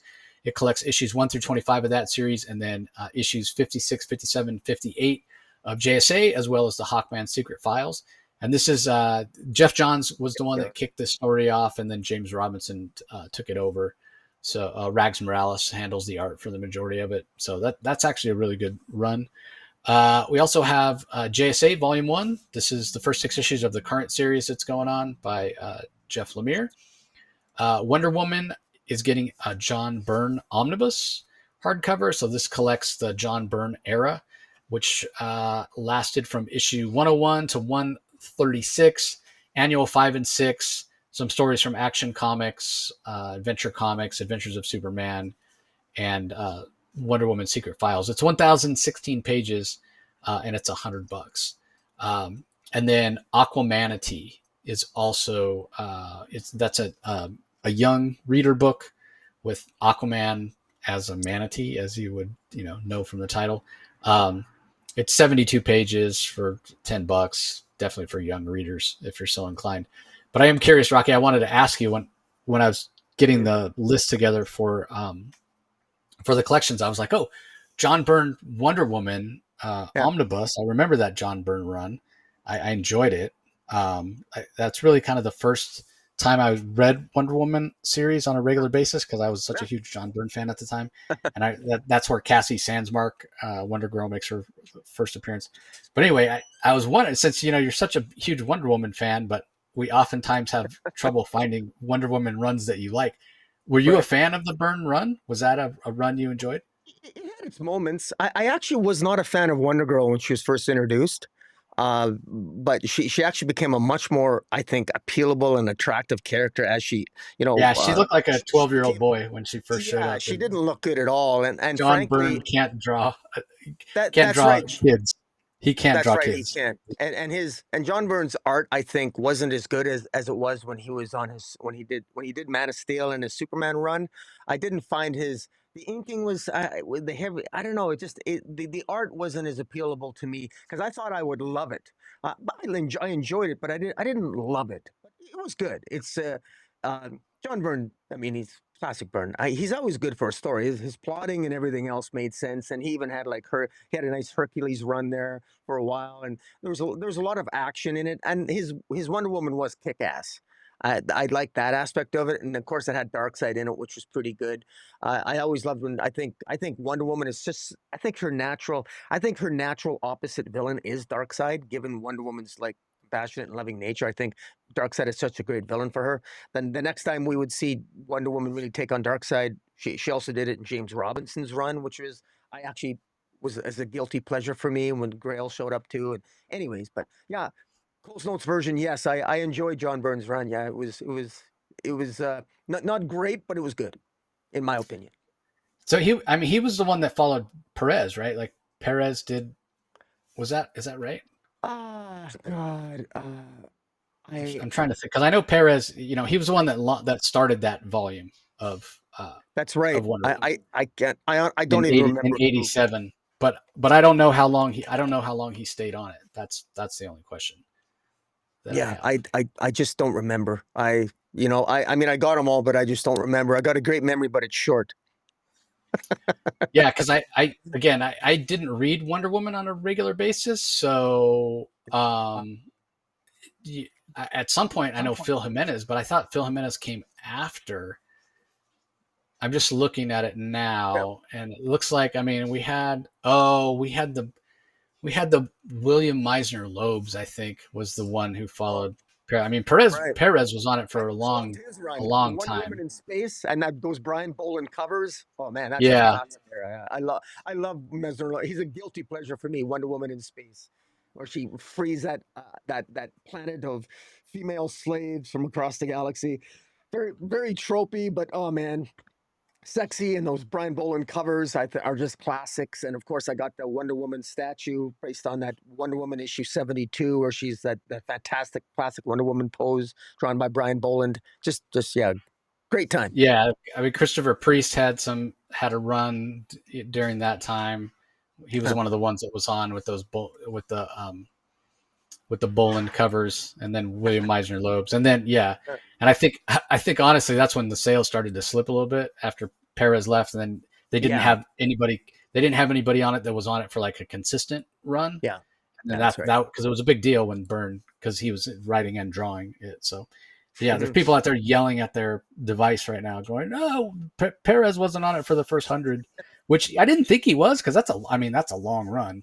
I mean, Yeah, and back then people did have runs that were that long, like Peter David on Hulk. But yeah, yeah, 100 issues. That's like almost 10 years. So yeah, yeah. No, anyway, if you're so inclined, everybody, that is a run that But I do agree with you about Cassie Sandsmark. She did look like a 12-year-old boy. Burns not good at drawing kids, and um, the same thing could be said. Like his Kitty Pryde is not. When he introduces her in the X-Men, she's not attractive either. She does have long hair, so she looks like a girl, but she's not attractive. yeah. So She also had an unhealthy relationship with Colossus too. I yeah, mean, yeah. Colossus underage was much thing much going on. older. Yeah, yeah, yeah. A little cringy, Yeah. a little of its time. So anyway, let's move on to rankings. Again, relatively easy for me to rank things this week when it came to the bottom two, and then the next three, and then my top five. Although I did make a little switch as I alluded to earlier. So anyway, at number 10, as I mentioned earlier, I have Batgirl. Number 11. Number 9 is Absolute Green Lantern. Number 6, for the reasons I mentioned before. At number 8, Poison Ivy 36. At number 7, Justice League versus Godzilla versus Kong at number 7. And then this is one I moved this out of my top 5. It's still really, really good. As I said, best issue of the series so far. But JSA 11, I put at number 6. I moved Resurrection Man, Quantum Karma, number 6, into my top 5. Comes in at number 5. Number 4 for me is Batman number 1. which I really, really loved, but my top three they're just so good. The Cheetah and Cheshire robbed the Justice League. Number two, again, I mean, it's Rucka at the top of his game, Nicola at the top of her game. So that comes in at number three. And number two for me is Adventures of Superman, Book of L. Number one, again, love what Philip Kennedy Johnson's doing. I love that aspect of a present day story and then a future story that's kind of being told in the past, with the Book of L going back and telling us about things that are in the past for the person writing the Book of L, but they're in the future for us, for the present story. And then at number one, Absolute Superman, number 11. That book's almost always in my top three for good reason. Absolutely amazing. Love the art, love the action, love the color work, and love the sort of battle of wills, if you will, or battle of morality, or battle of intellect, whatever you want to call it, that Kal-El has with Brainiac in this issue, as Brainiac tries to brainwash him and sort of corrupt his values, and he's unable to do so. And again, the Sam Lane storyline I thought was interesting as well. We'll see what the follow-up for that is. All right, Rocky, give us your rankings. My rankings coming in at number 10, Justice. Coming in at number 10 was Justice League versus Godzilla, Kong. Number 4, number 9, JSA 11. Number 8, 8. I am missing one here. Anyways, I have to come back. Is it Absolute Green Lantern? Because that's the only one I didn't have a ranking for. Yeah, Absolute Green Lantern. That's right. Yep. And I seem to be missing an issue here, and I don't really know why. Adventures of Superman, because he didn't have that. That's what it is. Sorry, it's Adventures. Yeah. So 9 was JSA 11. 8 was Adventures of Superman for me. Gotcha. And then 7 was Absolute Green Lantern 6. And then coming in at ranking number 6 was Cheetah and Cheshire issue 2. Coming in at number 5 was Batman issue 1. At 4 was Poison Ivy 36. 3 was Batgirl issue 11. And I was going back and forth between Absolute Superman and 11 and Resurrection number 6. But to be honest, Resurrection Man has been a series that I don't think any of the previous issues made my number 1, but the ending is so great. I had Absolute Superman 11 at number 1, but I have to go with Resurrection Man. The more I talked about it, the more I think I really loved the ending. I think the end. I love the theme. I love the metaphor. I love the symbolism. Ram V nailed the landing, and he doesn't always do that when he writes some of his issues. I think of Detective Comics, it didn't work, but then I thought his Swamp Thing, it did. Resurrection Man reminded me a little bit of. He wrote a series called, I forget what it was called. Death Comes and was it Death Took a Holiday? What was the name of that series? In any event, my apologies, but in any event, Resurrection Man is just fantastic. I loved how at the end of the day, whether that cube, that power embodied in that cube that was within Resurrection Man, that ultimately as symbolic of his wife, created by his wife, and basically him being destroyed and eaten, but of course, when he gets reborn, the universe gets reborn, and he always gets reborn in a way that is always impacted by the manner in which he dies. And since he died, arguably with that cube symbolizing love, the universe is reborn out of an act of love and powered by love that can overcome the villainy that led to the destruction of the previous universe. And I just love it. And to the extent that different readers can get something different out of that narrative, that's the beauty of comics, is that I like and Ram V would agree with this, the person that decides what a story means is the reader, not the writer. The writer is just a vehicle through which, the various elements come into play, but the interpretation of those elements, if the story is done right, is left up to the reader. And that's the, Resurrection Man was very powerful in that respect.